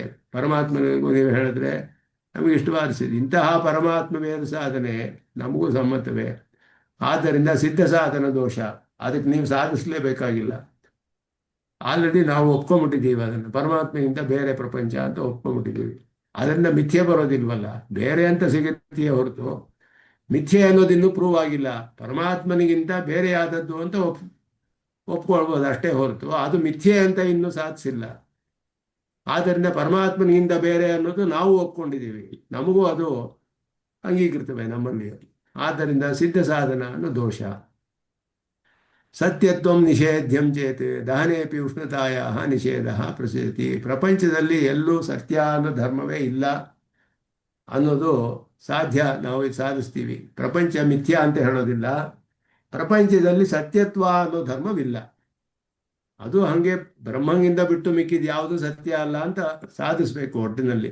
ಅದಕ್ಕೆ ಬೇರೆ ಬೇರೆ ರೀತಿಯಲ್ಲಿ ಶಬ್ದ ಪ್ರಯೋಗವನ್ನು ಮಾಡಿ, ಇದು ವಾದದಲ್ಲಿ ಹೀಗೆ, ತರ್ಕದಲ್ಲಿ ಬೇರೆ ಬೇರೆ ಬುದ್ಧಿವಂತರು ಬಂದು ಬೇರೆ ಬೇರೆ ರೀತಿಯಲ್ಲಿ ಮಾಡ್ತಾರೆ. ಹೀಗೆ ಏನು ಹೇಳಬೇಕು ಅಂದರೆ, ಜಗತ್ತು ಎಲ್ಲ ಮಿಥ್ಯೆ, ಬ್ರಹ್ಮ ಒಂದೇ ಸತ್ಯ ಅಂದರೆ ಸತ್ಯತ್ವ ಅನ್ನೋ ಧರ್ಮ ಇರಬಾರ್ದು ಜಗತ್ತಲ್ಲಿ. ಆದ್ದರಿಂದ ನಾವು ಮಿಥ್ಯೆ ಅಂತ ಹೇಳೋದಿಲ್ಲ. ಜಗತ್ತಿನಲ್ಲಿ ಸತ್ಯತ್ವ ಅನ್ನೋ ಧರ್ಮ ಇಲ್ಲ ಅಂತ ಹೇಳ್ತೀವಿ. ಹಾಗಾದರೆ ಸ್ವಲ್ಪ ಬೆಂಕಿನ ಮುಟ್ಟು ನೋಡಿ, ನೀವು ಸುಡುತ್ತೋ ಇಲ್ವೋ ಅಂತ ಕೇಳ್ತಾರೆ. ಬೆಂಕಿ ಸುಡುತ್ತೋ ಇಲ್ವೋ ನಿಮಗೆ? ಸುಟ್ಟರೆ ಸುಡಬಾರ್ದು. ಯಾಕೆಂದರೆ ಉಷ್ಣದೇನು ಧರ್ಮ ಇರಬಾರ್ದಲ್ಲ ಅದರಲ್ಲಿ. ಸತ್ಯವಾದ ಯಾವ ಧರ್ಮವೂ ಇಲ್ಲ ಅಂದರೆ ಬೆಂಕಿ ಮುಟ್ಟೋದಕ್ಕೆ ಯಾಕೆ ಹೆದರ್ಕೊಳ್ಬೇಕು? ಮುಟ್ಬೇಕಲ್ಲ, ಸತ್ಯವಲ್ವಲ್ಲ ಅದು. ಅದು ಇಲ್ಲಿ ಪ್ರಪಂಚದಲ್ಲಿ ಸತ್ಯತ್ವ ಅನ್ನೋ ಧರ್ಮವಿಲ್ಲ ಅಂದರೆ ಪ್ರತ್ಯಕ್ಷ ಪ್ರಮಾಣವನ್ನು ಕೂಡ ಕಡೆಗಣಿಸಿದಂಗಾಗುತ್ತೆ. ಬೆಂಕಿಯಲ್ಲಿಯೂ ಉಷ್ಣತ್ವ ಧರ್ಮದ ನಿಷೇಧ ಪ್ರಾಪ್ತವಾಗುತ್ತೆ. ಹೌದು. ವನ್ಹಿ ವನ್ಹಿ ಅನುಷ್ಣ ಪದಾರ್ಥತ್ವಾತ್ ಅಂತ ಒಬ್ಬ ಹೇಳಿದ್ರೆ ಆವಾಗ ನೀವು ಅದಕ್ಕೆ ಒಪ್ಕೊಳ್ಬೇಕು. ಒಪ್ಕೊಂಡು ಬೆಂಕಿನ ಮುಟ್ಟಿ ನೋಡ್ತೀರಾ ಅಂತ ಕೇಳ್ತಾರೆ. ನೋಡಕ್ಕೆ ಸಾಧ್ಯವಾಗೋದಿಲ್ಲ. ಪ್ರತ್ಯಕ್ಷವಾಗಿ ಅನುಭವ ಆಗುತ್ತೆ, ಅದನ್ನ ತಳ್ಳಿ ಹಾಕಕ್ಕಾಗೋದಿಲ್ಲ. ಪ್ರತ್ಯಕ್ಷವನ್ನು ತಳ್ಳಿ ಮಾಡೋದು ಊಟ ಮಾಡೋಂಗೆ ಇಲ್ಲ. ಹಾ ಆದ್ದರಿಂದ ಇದೆಲ್ಲ ವಾದಗಳು ಹೇಗೆಲ್ಲ ಮಾಡ್ತಾರೆ ಅನ್ನೋದು ಇಲ್ಲಿ ದೇಶಿಕರು ಚೆನ್ನಾಗಿ ತಿಳಿದಿದ್ದಾರೆ ಸ್ವಾರಸ್ಯವಾಗಿ. ಪ್ರತ್ಯಕ್ಷಾದಿ ಅಬಾಧ್ಯಂ ಪರಂ ಕಿಮಪಿ ಸಾಧ್ಯಂ ಯದಿ ತೇನ ವ್ಯಾಪ್ತಿ ಸಿದ್ಧಿ. ಕಡೆಯಲ್ಲಿ ವಿಕಲ್ಪ ಏನು ಅಂದರೆ ಪ್ರತ್ಯಕ್ಷಕ್ಕೆ ವಿರೋಧವಿಲ್ಲದೆ ಇರೋ ಹಾಗೆ ಪಾರಮಾರ್ಥಿಕ ಸತ್ಯತ್ವ ನಿಷೇಧ ರೂಪ ಅನ್ನೋದು ಪಾರಮಾರ್ಥಿಕವಾದ ಸತ್ಯತ್ವವಿಲ್ಲ. ನಾವು ಹೇಳ್ತಿದ್ದೀವಿ ಬರೀ ಸತ್ಯತ್ವವಿಲ್ಲ ಅಂತ ಹೇಳಲಿಲ್ಲ. ಮೊದಲು ಹೇಳಿದ್ದು ಸತ್ಯ ಅನ್ನೋ ಧರ್ಮವೇ ಇಲ್ಲ, ಸತ್ಯತ್ವ ಅನ್ನೋ ಧರ್ಮವಿಲ್ಲ ಪ್ರಪಂಚದಲ್ಲಿ. ಇವಾಗ ಹೇಳ್ತಾರೆ ಬರೀ ಸತ್ಯತ್ವ ಅನ್ನೋ ಧರ್ಮ ಅಲ್ಲ, ಇದು ಪಾರಮಾರ್ಥಿಕವಾದ ಸತ್ಯತ್ವ ಅನ್ನೋ ಧರ್ಮ ಇಲ್ಲ. ಇದನ್ನು ಹೇಳ್ತೀವಿ ನಾವು. ಪ್ರತ್ಯಕ್ಷಕ್ಕೆ ಅದು ವಿರೋಧ ಆಗೋದಿಲ್ಲ. ಯಾಕೆಂದರೆ ಪ್ರತ್ಯಕ್ಷದಲ್ಲೂ ಎಲ್ಲ ಬರೋದು ವ್ಯಾವಹಾರಿಕದಲ್ಲಿಯೇ, ಪಾರಮಾರ್ಥಿಕ ಸತ್ಯವಲ್ಲ ಅದು. ಬೆಂಕಿ ಉಷ್ಣವೇ, ಆದರೆ ಅದು ವ್ಯವಹಾರದಲ್ಲಿ, ಪಾರಮಾರ್ಥಿಕವಲ್ಲ ಅದು. ಆದ್ದರಿಂದ ಪಾರಮಾರ್ಥಿಕವಾದ ಸತ್ಯತ್ವ ಇಲ್ಲ ಪ್ರಪಂಚದಲ್ಲಿ. ಹೆಂಗೆ ಪರಿಷ್ಕಾರ ಮಾಡ್ತಾರೆ ಅನ್ನೋದು ತಿಳಿಯುತ್ತೇವೆ. ವಾದಗಳಲ್ಲಿ ಎಷ್ಟು ತರ್ಕವನ್ನು ಬುದ್ಧಿ ಉಪಯೋಗಿಸಿ ಮಾಡ್ತಾರೆ ಅಂತ. ಪ್ರತ್ಯಕ್ಷಕ್ಕೆ ವಿರೋಧ ಇಲ್ಲದೇ ಇರೋ ಹಾಗೆ ಮಾಡ್ತೀವಿ ನಾವು. ಬರೀ ಸತ್ಯತ್ವ ಧರ್ಮ ಇಲ್ಲ ಅಂದರೆ ಪ್ರತ್ಯಕ್ಷಕ್ಕೆ ವಿರೋಧ ಬಂತು, ಅದು ಇಲ್ಲದೇ ಇರೋ ಹಾಗೆ ಹೇಳ್ತೀವಿ. ಪಾರಮಾರ್ಥಿಕ ಸತ್ಯತ್ವ ಅನ್ನೋ ಧರ್ಮ ಇಲ್ಲ ಪ್ರಪಂಚದಲ್ಲಿ, ಅದುವೇ ಮಿಥ್ಯೆ ಅನ್ನೋದನ್ನು ಸಾಧಿಸುತ್ತೆ ಹೇಳಿ. ಪಾರಮಾರ್ಥಿಕ ಸತ್ಯತ್ವ ನಿಷೇಧ ರೂಪ ಮಿಥ್ಯಾತ್ವ ಸಾಧ್ಯವು, ಅದೇ ಸಾಧ್ಯ. ಈಗ ಅಸಾಧ್ಯದೊಂದಿಗೆ ಹೇತುಗೆ ವ್ಯಾಪ್ತಿ ನಿರ್ಣಯ ಆಗೋದಿಲ್ಲ. ಪಾರಮಾರ್ಥಿಕ ಸತ್ಯ ಅನ್ನೋದಕ್ಕೂ ಈ ಜಗತ್ತಿನಲ್ಲಿರೋ ಧರ್ಮಗಳಿಗೂ ವ್ಯಾಪ್ತಿಯಲ್ಲಿ ತೋರಿಸ್ತೀರಾ ನೀವು? ಪರಮಾತ್ಮನ ಅನುಭವ ಇಲ್ವಲ್ಲ ನಮಗಿದ್ರೆ, ವ್ಯಾಪ್ತಿ ಇರಬೇಕು. ವ್ಯಾಪ್ತಿಯೇ ಇಲ್ಲದೆ ಹೋದರೆ ಹೇತುಗೂ ಸಾಧ್ಯಕ್ಕೂ ವ್ಯಾಪ್ತಿ ಇರಬೇಕು. ಇಲ್ಲದೆ ಹೋದರೆ ಸಾಧಿಸಕ್ಕಾಗೋದಿಲ್ಲ. ಅನುಮಾನದಲ್ಲಿ ಅದು ಫಂಡಮೆಂಟಲ್ ಬೇಕೇ ಬೇಕದು, ಮೂಲಭೂತವಾದದ್ದು. ಹೇತುಗೂ ಸಾಧ್ಯಕ್ಕೂ ವ್ಯಾಪ್ತಿ ಇರಬೇಕು. ಆದ್ದರಿಂದ ಪಾರಮಾರ್ಥಿಕವಾದ ಸತ್ಯ ಸ್ವರೂಪನಾದ ಪರಮಾತ್ಮನ ಅನುಭವ ನಮಗಿಲ್ಲದೆ ಒಂದ ಪಾರಮಾರ್ಥಿಕ ಏನು ಅಂತ ಗೊತ್ತಿಲ್ಲ ನಮಗೆ. ಪಾರಮಾರ್ಥಿಕ ಯಾವುದು ಅಂತ ಹೇಗೆ ಹೇಳ್ತೀರಾ? ಪಾರಮಾರ್ಥಿಕ ಸತ್ಯ ವ್ಯಾಪ್ತಿ ಹೇಳಕ್ಕೆ ಆಗಲ್ಲ, ಆಗೋದೇ ಇಲ್ಲ, ವ್ಯಾಪ್ತಿ ಸಿಗೋದಿಲ್ಲ. ಅನುಮಾನದಲ್ಲಿ ಇದೆಲ್ಲ ಬೇಕಾದಷ್ಟು ದೋಷಗಳು. ಇದೆಲ್ಲ ಬರೀ ಶಬ್ದಜಾಲ ಬುದ್ಧಿವಂತಿಕೆ ಉಪಯೋಗಿಸಿ ಅಷ್ಟೇ ಮಾಡಿದ್ರು, ಸೂಕ್ಷ್ಮವಾಗಿ ಪರಿಶೀಲನೆ ಮಾಡಿದ್ರೆ ಬೇಕಾದಷ್ಟು ದೋಷಗಳು. ಆದ್ದರಿಂದ ಪಾರಮಾರ್ಥಿಕ ಸತ್ಯ ಸ್ವರೂಪನಾದ ಪರಮಾತ್ಮನ ಅನುಭವ ಇಲ್ಲದರಿಂದ ಎಲ್ಲಿ ದೃಶ್ಯತ್ವವಿದೆಯೋ ಅಲ್ಲಿ ಪಾರಮಾರ್ಥಿಕ ಸತ್ಯ ಇರೋದಿಲ್ಲ ಅನ್ನೋ ವ್ಯಾಪ್ತಿ ಸಿಗೋದಿಲ್ಲ. ಪಾರಮಾರ್ಥಿಕ ಸತ್ಯತ್ವವೇ ಗೊತ್ತಿಲ್ಲ ನಮಗೆ. ಅದು ಗೊತ್ತಿದ್ರೆ ತಾನೇ ವ್ಯಾಪ್ತಿ ಹೇಳಕ್ಕೆ ಸಾಧ್ಯ. ಆದ್ದರಿಂದ ಇದು ನಿಮಗೆ ಅನುಮಾನದಿಂದ ನಿಮಗೆ ಸಿದ್ಧಿಸೋದಿಲ್ಲ ಅನ್ನೋದನ್ನ ಹೇಳ್ತಾರೆ. ಸಂಸ್ಕೃತದಲ್ಲಿ ಸ್ವಲ್ಪ ಸ್ಪಷ್ಟವಾಗಿ ಒಂದೊಂದು ವಿಕಲ್ಪವನ್ನು ಇಲ್ಲಿ ತೋರಿಸ್ತಾರೆ ಶ್ಲೋಕದಲ್ಲಿ. ಏವಂ ಸಾಮಾನ್ಯತಃ ಜಗನ್ಮಿಥ್ಯಾತ್ವ ಅನುಮಾನಂ ನಿರಸ್ಯ ಮರ್ಯಾದಾಂ ಲೋಕಸಿದ್ಧಾಂ ವಿಜಯಹತಃ ಇತ್ಯಕ್ಷಂ ಸ್ಪಷ್ಟೀಕರ್ತುಂ ವಿಶಿಷ್ಯ ಸಾಧ್ಯಂ ವಿಕಲ್ಪ್ಯ ದೂಷೇತ್. ಲೋಕಸಿದ್ಧವಾದ ಮರ್ಯಾದೆಯೆಲ್ಲ ಮೀರಿ ಅನುಮಾನವನ್ನು ಪ್ರಯೋಗ ಮಾಡ್ತಾ ಇದ್ರೆ ಏನು ಪ್ರಯೋಜನವಿಲ್ಲ ಅಂತ ಹೇಳಿ. ವಿಮತಂ ಮಿಥ್ಯಾ ದೃಶ್ಯತ್ವಾತ್ ಸಾಧ್ಯಂ ಮಿಥ್ಯಾತ್ವಂ ಕಿಂ ರೂಪಂ. ಸತ್ಯೇತರತ್ವಂ ಅನ್ನೋದು ಒಂದು, ತದ್ ಅಭಾವವತಿ ತತ್ ಪ್ರಕಾರತ್ವ ರೂಪಂ. ಇದೆಲ್ಲ ಸಂಸ್ಕೃತದಲ್ಲಿ ಚೆನ್ನಾಗಿ ಪರಿಷ್ಕಾರ ಮಾಡಿ ಹೇಳ್ತಾರೆ. ಇದೆಲ್ಲ ಇದರಲ್ಲಿ ನ್ಯಾಯದರ್ಶನದಲ್ಲಿ ಹೇಳುವಂಥದ್ದು. ಇದೆಲ್ಲ ತತ್ ಪ್ರಕಾರತ್ವ ರೂಪಂ ಸ್ವ ಅತ್ಯಂತ ಅಭಾವವತಿ ಪ್ರತೀಯಮಾನತ್ವ. ಸ್ವ ಅತ್ಯಂತ ಅಭಾವವತಿ ಅಂದರೆ ಸತ್ಯತ್ವ ಅಂತ ಇಟ್ಕೊಂಡ್ರೆ ಅದರ ಅತ್ಯಂತ ಅಭಾವ. ಸತ್ಯತ್ವ ಸ್ವಲ್ಪ ಕೂಡ ಇರಬಾರ್ದು, ಎಲ್ಲಿಯೂ ಕಂಡು ಬರೋದಿಲ್ಲ. ಆದರೆ ತಿಳಿಯೋ ಹಾಗೆ ಕಂಡು ಬರ್ತಾ ಇದೆ. ಪ್ರತೀಯಮಾನತ್ವ ಇದೆ. ಸ್ವ ಅತ್ಯಂತ ಅಭಾವವತಿ ಪ್ರತೀಯಮಾನತ್ವ, ತನ್ನ ಒಂದು ಅತ್ಯಂತ ಅಭಾವವುಳ್ಳ ಪದಾರ್ಥದಲ್ಲಿ ಇರೋ ಹಾಗೆ ಕಂಡು ಬರುತ್ತೆ. ಸತ್ಯತ್ವ ಇಲ್ಲದೇ ಇರೋ ಪ್ರಪಂಚದಲ್ಲಿ ಸತ್ಯತ್ವ ಅತ್ಯಂತ ಅಭಾವ ಪ್ರಪಂಚದಲ್ಲಿ ಇಲ್ಲವೇ ಇಲ್ಲ, ಸ್ವಲ್ಪನೂ ಎಲ್ಲ ಮಿಥ್ಯೆ. ಆದರೆ ಇರೋ ಹಾಗೆ ಕಂಡು ಬರುತ್ತೆ. ಪ್ರತೀಯಮಾನತ್ವ ಅನ್ನೋದು ಇದೆ, ಪ್ರತೀಯಮಾನತ್ವ ಇದೆ ಅಂತ ಇಲ್ಲಿ ಅದನ್ನ ಹೇಳ್ತೀರಾ. ಸತ್ಯೇತರತ್ವ ಅಂದರೆ ಏನರ್ಥ ನಿಮಗೆ ಸಾಧ್ಯವಾದ? ಉತ ತುಚ್ಛತ್ವಂ ಶೂನ್ಯತ್ವ ಹೇಳ್ತಿರೋ, ಉತ ಅನ್ಯದ್ವಾ ಕಿಂಚಿತ್ ಬೇರೆ ಏನಾದರೂ ಹೇಳ್ತಿರೋ ಅದಕ್ಕೆ ಬದಲು. ಇದು ಪ್ರಥಮಂ ವಿಕಲ್ಪ್ಯ ಪ್ರತ್ಯೇಕಂ ಅವಾಂತರ ವಿಕಲ್ಪಾನಾಂ ಸತ್ವಾತ್ ವಿಸ್ತರೇಣ ದುದೂಷೈಷು ದೂಷಯಿತುಂ ಇಚ್ಛುಃ ದುದೂಷೈಷುಃ ಏಕೈಕಂ ವಿಕಲ್ಪಂ ಏಕೈಕಶ್ಲೋಕೇನ ವಿಕಲ್ಪ್ಯ ದೂಷಯಿತುಂ ಸತ್ಯೇತರತ್ವರೂಪಂ ಪ್ರಥಮಂ ಪಕ್ಷಂ ವಿಕಲ್ಪಂ ವಿಕಲ್ಪ್ಯ ದೂಷಯೇತ್. ಸತ್ಯೇತರತ್ವ ಅನ್ನೋದು ಸತ್ಯೇತರತ್ವಂ ಅಂದರೆ ಸತ್ಯಕ್ಕಿಂತ ಬೇರೆಯಾದದ್ದು. ಮಿಥ್ಯೆ ಅಂತ ಹೇಳೋದಿಲ್ಲ, ಸತ್ಯಕ್ಕಿಂತ ಬೇರೆ ಅಂತ ಹೇಳ್ತೀವಿ. ಯತ್ಕಿಂಚಿತ್ ಸತ್ಯ ಪ್ರತಿಯೋಗಿಕ ಭೇದ ವಿವಕ್ಷಿತ. ಯಾವುದೋ ಒಂದು ಸತ್ಯಕ್ಕೆ ಪ್ರತಿಯೋಗಿಯಾದ ಭೇದವು ಹೇಳಲ್ಪಟ್ಟಿದೆಯೇ, ಅಥವಾ ಸತ್ಯತ್ವ ಅವಚ್ಛಿನ್ನ ಪ್ರತಿಯೋಗಿಕ ಭೇದ, ಸತ್ಯತ್ವವನ್ನು ವಿಶೇಷಣವಾಗಿ ಉಳ್ಳ ಒಂದು ಪ್ರತಿಯೋಗವು ಸತ್ಯಕ್ಕಿಂತ ಬೇರೆಯಾದದ್ದು ಅಂತ ಹೇಳಿದ್ರೆ, ಯಾವುದೋ ಒಂದು ಸತ್ಯಕ್ಕೆ ಪ್ರತಿಯೋಗಿಯಾಗಿರೋದು ಅದನ್ನೇ ಹೇಳ್ತಿದ್ರು. ಅದಕ್ಕೂ ಇದಕ್ಕೂ ಭೇದ ಅನ್ನೋದು ಹೇಳ್ತಿರೋ, ಅಥವಾ ಸತ್ಯತ್ವ ಅನ್ನುವ ಜಾತಿಯನ್ನು ಹೊಂದಿರುವ ಅಂದರೆ ವಿಶೇಷಣ, ಸತ್ಯತ್ವ ಅನ್ನೋದು ಜಾತಿಯನ್ನು ತೋರಿಸುತ್ತೆ ಸಾಮಾನ್ಯ, ಅದನ್ನು ವಿಶೇಷಣವಾಗಿ ಉಳ್ಳ ಒಂದು ಪ್ರತಿಯೋಗಿಯನ್ನು ಹೇಳ್ತಾ ಇದ್ದೀರೋ. ಇದೆಲ್ಲ ಪರಿಷ್ಕಾರ ಮಾಡಿ ವಾದ ಮಾಡೋದು ಹೀಗೆ. ಪ್ರಥಮ ಕಲ್ಪೆ ಅಸ್ಮನ್ಮತೆ ಸಿದ್ಧ ಸಾಧನಂ ಯತ್ಕಿಂಚಿತ್ ಸತ್ಯ ಪ್ರತಿಯೋಗಿಕ ಭೇದ ಅನ್ನೋದು ಎಲ್ಲದರಲ್ಲಿಯೂ ಇದೆ. ಯಾವುದಾದ್ರೊಂದು ಸತ್ಯವಾಗಿರೋ ಪದಾರ್ಥಕ್ಕಿಂತ ಘಟದಲ್ಲಿ ಪಟದ ಭೇದವಿದೆ ಮೊದಲಾದದ್ದೆಲ್ಲ ಎಲ್ಲ ಬೇರೆ ಪದಾರ್ಥಗಳ ಬೇರೆ ಭೇದ ಇರೋದ್ರಿಂದ ಅದು ಸಿದ್ಧ ಸಾಧನ. ಅದನ್ನು ನೀವು ಬೇರೆ ಸಾಧಿಸಬೇಕಾಗಿಲ್ಲ, ನಾವು ಎಲ್ಲರೂ ಒಪ್ಕೊಂಡಿರೋ ವಿಷಯ ಅದು.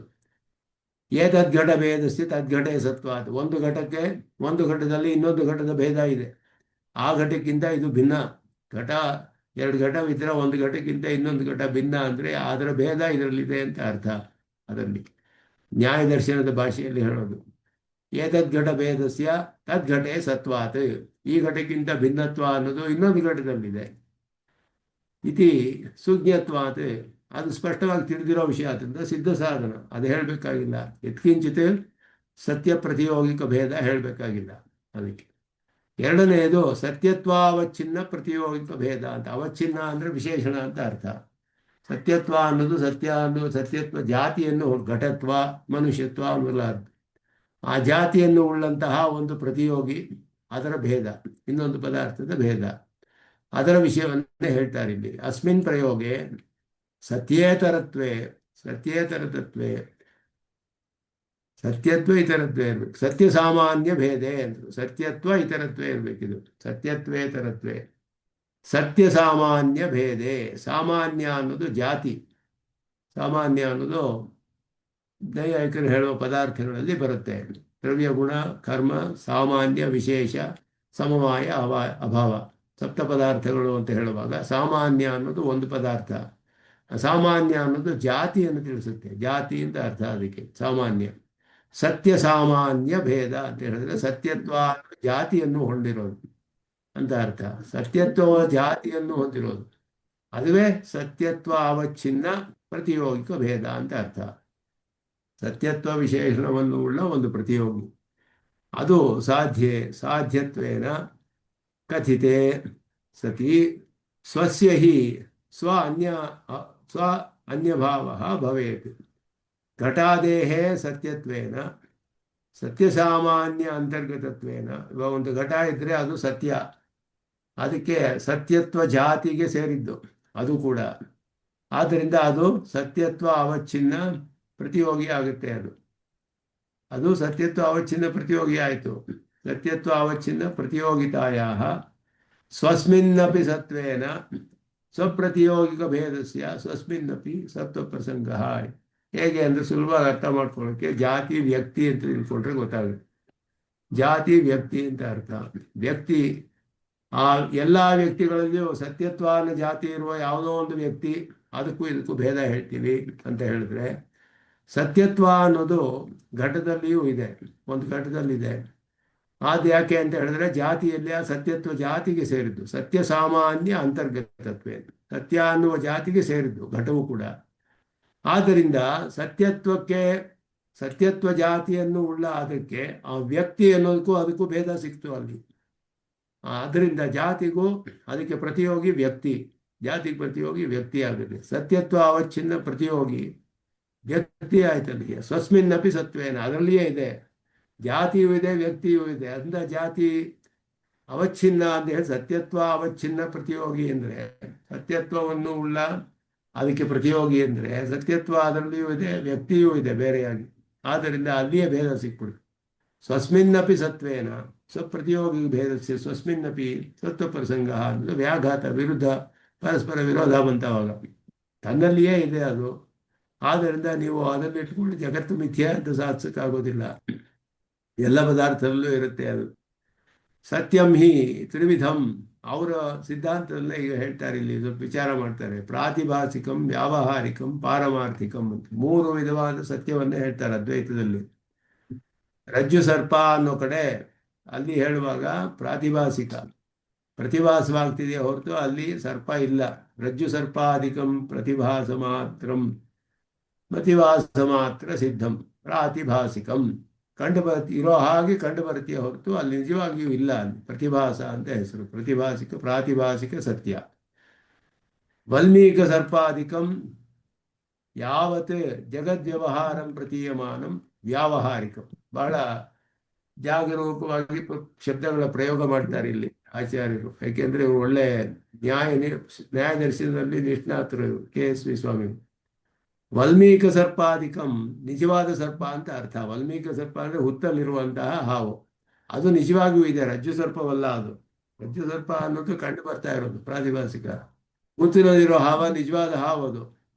ಅದು ಯಾವ ಜಗದ್ ವ್ಯವಹಾರಂ, ಜಗತ್ ವ್ಯವಹಾರ ಎಲ್ಲಿಯವರೆಗೂ ಇದೆಯೋ ಕಂಡು ಬರ್ತಾ ಇದೆಯೋ ಅಲ್ಲಿಯವರೆಗೂ ವ್ಯಾವಹಾರಿಕ ಅಂತ ಹೇಳಿದ್ವು. ಯಾಕೆಂದ್ರೆ ಜಗತ್ತು ಹೋಗ್ಬಿಡುತ್ತೆ ಜ್ಞಾನಿ ಆದವನಿಗೆ. ವ್ಯಾವಹಾರಿಕ ಅದೇನಿದ್ದು ಅಂದರೆ ಜ್ಞಾನ ಬರುವವರೆಗೂ ವ್ಯಾವಹಾರಿಕ ಅಷ್ಟೇ. ಜ್ಞಾನ ಬಂದ್ಬಿಟ್ರೆ ಅದೇನು ಇರೋದಿಲ್ಲ, ಜಗತ್ತೇನು ಇರೋದಿಲ್ಲ, ಹೋಗ್ಬಿಡುತ್ತೆ ಅವನು ಜ್ಞಾನಿ ಆದವನಿಗೆ. ಆದ್ದರಿಂದ ಯಾವತ್ ಜಗದ್ವ್ಯವಹಾರಂ ಪ್ರತೀಯಮಾನಂ ವ್ಯಾವಹಾರಿಕ, ವ್ಯವಹಾರ ಇರುವವರೆಗೂ ಅದು ವ್ಯಾವಹಾರಿಕ ಸತ್ಯ ಅಂತ ಹೇಳಲ್ಪಡುತ್ತೆ. ನಿಜವಾದ ಸರ್ಪ ನಾವು ನೋಡಿದ್ರೆ ವ್ಯಾವಹಾರಿಕ ಸತ್ಯ, ಅದು ಪರಮಾರ್ಥವಲ್ಲ. ಬ್ರಹ್ಮ ಏಕಮೇವ ಪರಮ ಪುರುಷಾರ್ಥಭೂತಂ ಪಾರಮಾರ್ಥಿಕಂ ಸತ್ಯಂ. ಬ್ರಹ್ಮ ಒಂದೇ ಪಾರಮಾರ್ಥಿಕ. 3 ವಿಧವಾದ ಸತ್ಯಗಳಿದೆ ಇಲ್ಲಿ. ಜಗತಿ ಚ ರಜ್ಜು ಸರ್ಪ ವೈಲಕ್ಷಣ್ಯಂ ಬ್ರಹ್ಮ ವೈಲಕ್ಷಣ್ಯಂ ಚ ಅಸ್ಮಾಕಮಪಿ ಇಷ್ಟಮೇವ ತತ್ ಸಾಧನೆ ಸಿದ್ಧ ಸಾಧನ.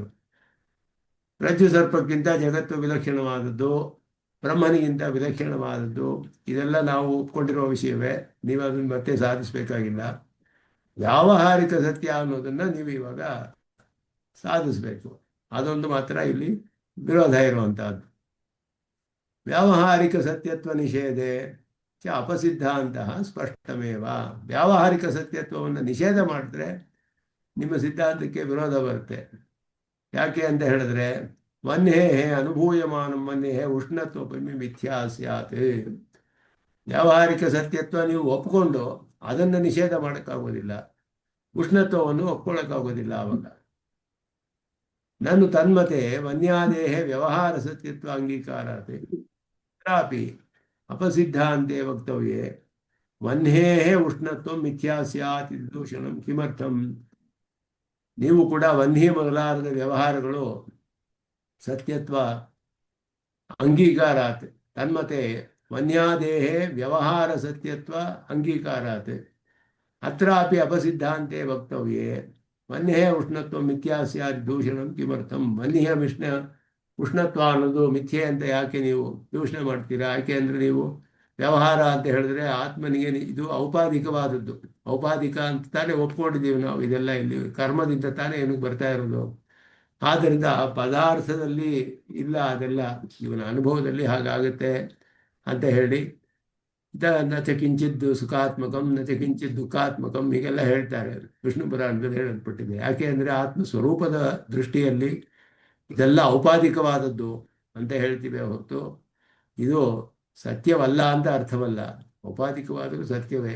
ಆದರೆ ಪೂರ್ವ ಪಕ್ಷಿ ಕೇಳ್ತಾನೆ, ನೀವು ಯಾಕೆ ನಮ್ಮನ್ನ ದೂಷಣೆ ಮಾಡ್ತೀರಾ ಮಿಥ್ಯಾ ಅಂತ ಹೇಳಿದ್ರೆ ಅಂತ ಹೇಳ್ಬಿಟ್ಟು ಕೇಳ್ತೀವಿ. ನಿರ್ವಿಶೇಷ ಅದ್ವೈತಿನಃ ಬೌದ್ಧವತಿ ಧರ್ಮಧರ್ಮಿ ಭಾವಂ ನ ಅಂಗೀಕುರುವಂತಿ. ಧರ್ಮಿಯನ್ನೇ ಒಪ್ಕೊಳ್ಳೋದಿಲ್ಲ. ಪರಂತು ಅತ್ರ ಕಶ್ಚನ ವಿಶೇಷ ಬೌದ್ಧಾಃ ಧರ್ಮಂ ಅಂಗೀಕೃತ್ಯ ಧರ್ಮಿಣಂ ಅಪನ್ನುವಂತಿ. ಅಧಿಷ್ಠಾನವೇ ಇಲ್ಲ ಅಂತ ಹೇಳಿದ್ರು. ಪ್ರಪಂಚ ತೋರ್ತಿದೆ, ಆದರೆ ಅದಕ್ಕೊಂದು ಅಧಿಷ್ಠಾನ ಇಲ್ಲ. ಧರ್ಮ ಒಪ್ಕೊಳ್ತಾರೆ, ಧರ್ಮಿಯನ್ನು ಒಪ್ಕೊಳ್ಳೋದಿಲ್ಲ. ನಿರಧಿಷ್ಠಾನ ಭ್ರಮೆ ಅಂತ ಹೇಳಿದ್ರು. ಆದರೆ ಅದ್ವೈತದಲ್ಲಿ ಧರ್ಮಿಣಂ ಅಂಗೀಕೃತ್ಯ ಧರ್ಮಂ ಅಪನ್ನುವಂತಿ. ಧರ್ಮಿಣ ಒಪ್ಕೊಂಡ್ರು, ಅಧಿಷ್ಠಾನವನ್ನು ಒಪ್ಕೊಂಡ್ರು, ಧರ್ಮವನ್ನು ತಳ್ಳಿ ಹಾಕಿದ್ರು ಅದ್ವೈತದಲ್ಲಿ. ಆದ್ದರಿಂದ ವನ್ಹೋ ಉಷ್ಣತಾಯ ನಿಷೇಧ ಇತಿ ಹಾಗೆ ಹೇಳ್ಬೇಕು ನಾವು. ವನ್ನಿಯಲ್ಲಿ ಧರ್ಮಿ ಒಪ್ಕೊಂಡು ಧರ್ಮ ಒಪ್ಕೊಳ್ಳಲ್ಲ ಅಂದ್ರೆ ಧರ್ಮಿನದಲ್ಲೇ ಧರ್ಮ ಅನ್ನೋದು ಇದೆ ಅಲ್ವಾ? ಇದ್ರೆ ನಿಜವಾಗಿಯೂ ಇದ್ರೆ ಇರುತ್ತೆ. ಭ್ರಮೆ ಆದ್ರೆ ಹೆಂಗಿರುತ್ತೆ? ಅಧಿಷ್ಠಾನವೇ ಭ್ರಮೆ ಅವ್ರಿಗೆ. ಜಗತ್ತು ಶೂನ್ಯ ಅಂತ ಹೇಳಿದ್ರೆ ಅದಕ್ಕೆ ಅಧಿಷ್ಠಾನವೇ ಇಲ್ಲ ಅಂತ ಹೇಳಿದ್ರು. ಬ್ರಹ್ಮವೇ ಇಲ್ಲ ಅವ್ರಿಗೆ. ಅಧಿಷ್ಠಾನ ನಿರಧಿಷ್ಠಾನ ಭ್ರಮೆ. ಅದನ್ನ ತಳ್ಳಿ ಹಾಕಕ್ಕೆ ಶಂಕರಾಚಾರ್ಯರು ಅಧಿಷ್ಠಾನ ಸತ್ಯತ್ವವನ್ನ ಸ್ಥಾಪನೆ ಮಾಡಿದ್ರು. ಬ್ರಹ್ಮ ಸತ್ಯ ಅಂತ ಹೇಳಿ. ಅಧಿಷ್ಠಾನ ಇಲ್ಲದೆ ಭ್ರಮೆ ಉಂಟಾಗಕ್ಕಾಗೋದಿಲ್ಲ. ಹಗ್ಗ ಇಲ್ಲದೆ ಹೋದ್ರೆ ಹೇಗೆ ಸರ್ಪ ಗೊತ್ತಾಗುತ್ತೆ? ನಮ್ಗೆ ತಿಳಿಯುತ್ತೆ. ಹಗ್ಗ ಇದ್ರೆ ತಾನೇ ಸರ್ಪ ತಿಳಿಯೋದು. ಹಗ್ಗವೂ ಇಲ್ಲ ಅಂದ್ರು ಅವರು. ಸರ್ಪ ತಿಳಿತಿದೆ, ಹಗ್ಗ ಇಲ್ಲ ಅಂದ್ರು ಅವರು. ಸರ್ಪವೂ ಭ್ರಮೆ, ಹಗ್ಗವೂ ಇಲ್ಲ ಅಂತ ಹೇಳಿದ್ರು ಬೌದ್ಧರು. ಅದಕ್ಕೆ ಶಂಕರಾಚಾರ್ಯ ಗೊತ್ತಾಯ್ತು. ಅದುವೇ ಇಲ್ಲಿ ಧರ್ಮ ಅಂಗೀಕೃತ್ಯ ಧರ್ಮಿಣಂ ಅಪನ್ನುವಂತಿ ಅಂತ. ಅದಕ್ಕೆ ಅದೇ ಅರ್ಥ. ಧರ್ಮಿ ಇಲ್ಲ ಅಂತ ಹೇಳ್ತಾರೆ ಅವರು. ಆದ್ದರಿಂದ ಅದು ಅವರಿಗೂ ಇವ್ರಿಗೂ ವ್ಯತ್ಯಾಸ. ನನು ಜಗತಿ ಸತ್ಯತ್ವಂ ಕೇವಲಂ ವ್ಯಾವಹಾರಿಕಂ ಪರಮಾರ್ಥಸ್ತು ಪರಂ ಬ್ರಹ್ಮೈವ ಏಕಮೇವ ಸತ್ಯಂ. ಅತಃ ಸತ್ಯತ್ವಾವಚ್ಛಿನ್ನ ಪ್ರತಿಯೋಗಿಕಾ ಭೇದಃ ಅನ್ಯಸ್ಮಿನ್ ಸತ್ಯೇನ ಕದಾಪಿ ಪ್ರಸಜ್ಯತೆ ಜಗತಃ ಮಿಥ್ಯಾತ್ವ ಸಿದ್ಧ್ಯ ಸ್ವನ್ಯಭಾವ ಪ್ರಸಕ್ತೇ ಅಂತ ಹೇಳಿದ್ರೆ ಬೇರೆ ಯಾವ ದಾರಿಯೂ ಇಲ್ಲ ನಿಮಗೆ. ಭವದವಿಮತಂ ಸತ್ಯಂತೂ ನ ದೃಷ್ಟಂ, ವ್ಯಾಪ್ತಿಯೇ ಸಿಗೋದಿಲ್ಲ ಅಂತ ಹೇಳಿದ್ರು. ಪಾರಮಾರ್ಥಿಕ ಸತ್ಯತ್ವವಿಲ್ಲದೇ ಇರೋದು ಲೋಕದಲ್ಲಿ ಎಲ್ಲಿಯೂ ಕಂಡು ಬರೋದಿಲ್ಲ. ಪಾರಮಾರ್ಥಿಕ ಸತ್ಯತ್ವ ಅನ್ನೋದು ಏನು ನಮಗೆ ಗೊತ್ತಿಲ್ಲ. ಲೋಕದೃಷ್ಟ ಸತ್ಯಸ್ಯ ವ್ಯವಹಾರ ಮಾತ್ರ ರೂಪತ್ವೇನ ತಸ್ಯಾಪಿ ವ್ಯಾವಹಾರಿಕತ್ವಾತ್. ಆದ್ದರಿಂದ ಈ ಬರೀ ವ್ಯವಹಾರವೇ ಕಂಡು ಬರ್ತಾ ಇರೋದು ಹೊತ್ತು ಪರಮಾರ್ಥ ಕಂಡು ಬರ್ತಿಲ್ಲ ನಮಗೆ. ತದ್ ಅತಿರಿಕ್ತಸ್ಯ ನಿರ್ವಿಶೇಷ ಬ್ರಹ್ಮಣಃ ಕುತ್ರಾಪಿ ಅಸಿದ್ಧತ್ವಾತ್. ನಿರ್ವಿಶೇಷ ಬ್ರಹ್ಮವು ಅಸಿದ್ಧ. ಆದ್ದರಿಂದ ಪಾರಮಾರ್ಥಿಕ ಸತ್ಯತ್ವ ಇಲ್ಲದೆ ಇರೋದು ಮಿಥ್ಯೆ ಅಂತ ಹೇಳಿದ್ರೆ ಪಾರಮಾರ್ಥಿಕ ಸತ್ಯತ್ವಕ್ಕೂ ನೋಡದೇ ಇರೋರಿಗೆ ಅಲ್ಲಿಗೂ ಇದಕ್ಕೂ ಹೇಗೆ ವ್ಯಾಪ್ತಿ ಸಿಗುತ್ತೆ? ಇಲ್ಲಿ ಕಂಡು ಬರೋದು ಪಾರಮಾರ್ಥಿಕ ಸತ್ಯವಲ್ಲ ಅಂತ ಹೇಗೆ ಹೇಳ್ತೀರಾ? ಪ್ರಮಾಣಸ್ಯ ಸರ್ವಸ್ಯಾಪಿ ಸರ್ವವಿಶೇಷ ವಿಷಯತ್ವ. ಎಲ್ಲ ಪ್ರಮಾಣವೂ ಕೂಡ ಸವಿಶೇಷ ವಿಷಯವೇ ಹೊರತು ಬೇರೆ ಬೇರೆ ಯಾವುದು ವಿಶೇಷಣವಿಲ್ಲದೇ ಇರುವ ಯಾವ ಪದಾರ್ಥವೂ ಇಲ್ಲ. ಆದ್ದರಿಂದ ನೀವು ಜಗತ್ತಿಗೂ ಇದಕ್ಕೂ ವೈಲಕ್ಷಣ್ಯ ಅಂತ ಸಾಧಿಸಿದ್ರೆ ನಮಗೂ ಅದು ಇಷ್ಟವೇ ಅಂತ ಹೇಳ್ತಾರೆ. ತದವಧಿಕ ವಿಧಾ ಸಾಧನೆ ತಾದೃಶ ಉಪನಿಷದ ಪರಬ್ರಹ್ಮ ವೇದಸ್ಯೈವ ಜಗತಿ ಸಾಧನೆ. ಉಪನಿಷತ್ತಲ್ಲಿ ಹೇಳಲ್ಪಟ್ಟ ಪರಮಾತ್ಮನು ಶುದ್ಧ ಪ್ರಮಾಣದಿಂದ ಸಿಗ್ತಾನೆ ನಮಗೆ. ಆದ್ದರಿಂದ ಅವನಿಗಿಂತ ಬೇರೆ ಯಾರ್ದು ಅಂತ ಹೇಳಿದ್ರೆ ನಾವು ಅದನ್ನು ಒಪ್ಕೊಂಡಿದ್ದೀವಿ. ನಮ್ಮ ಸಿದ್ಧಾಂತದಲ್ಲೂ ಹಾಗೆಯೇ ಪರಮಾತ್ಮನಿಗಿಂತ ಜಗತ್ತು ಬೇರೆ ಅಂತಲೇ ಒಪ್ಕೊಂಡಿದ್ದೀವಿ ಹೊರತು ಅದರಿಂದ ಮಿಥ್ಯೆ ಅಂತ ಸಿದ್ಧಿಸಕ್ಕಾಗೋದಿಲ್ಲ, ನೀವು ಸಾಧಿಸಕ್ಕಾಗೋದಿಲ್ಲ ಅನ್ನೋದು. ಆದ್ದರಿಂದ ಇಲ್ಲಿ ಅದಕ್ಕೆ ಇನ್ನೂ ಸ್ವಲ್ಪ ಅಧಿಕವಾಗಿ ಕೆಲವು ಹೇಳ್ತಾರೆ. ಸಾಧ್ಯ ಅದಕ್ಕೆ ಈ ಶ್ಲೋಕ ಮುಗಿಯುತ್ತೆ ಮುಂದೆ.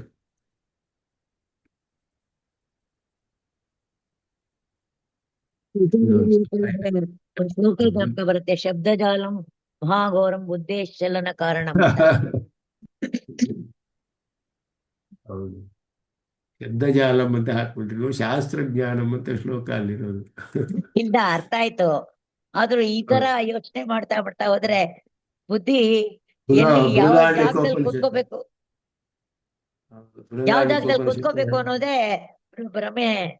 ಭ್ರಮಿಸುತ್ತೆ. ವಾಚೋ ವಿಜ್ಞಾಪನಂ ಹಿತತ್ ಅಂತ ಬೃಹದಾರಣ್ಯಕೋಪನಿಷತ್ತು ಹೇಳಿದೆ. ಒಂದು ಮಾರ್ಗದಲ್ಲಿ ಹೋದ್ರೆ ಅದು ಕಂಟಿನ್ಯೂಸ್ ಆಗಿ ಕಾಸ್ ಅಂಡ್ ಡಿಫೆಕ್ಟ್ ಹೋಗುತ್ತೆ. ಈ ತರ ಉಲ್ಟಾ ಪುಲ್ಟಾ ಹೋಗ್ತಾ ಇದ್ರೆ ವಾದಗಳು ಮಾಡಕ್ಕೆ ಕೊನೆಯೇ ಇಲ್ಲ. ಹೇಗಾದ್ರೂ ಮಾಡಿ ಸಿದ್ಧಾಂತನ ಸಾಧಿಸ್ಬೇಕು ಅಂತ ಅನುಮಾನ ಪ್ರಯೋಗ ಮಾಡಿದ್ರೆ ಅದು ಸಾಧಿಸಕ್ಕಾಗೋದಿಲ್ಲ. ಅತೀಂದ್ರಿಯವಾದ ವಿಷಯಗಳಿಗೆ ಅನುಮಾನ ಎಲ್ರಿಗೂ ಸತ್ಯವಾಗಿ ತೋರ್ಬೇಕು, ಒಪ್ಕೊಳಕಲ್ವಾ?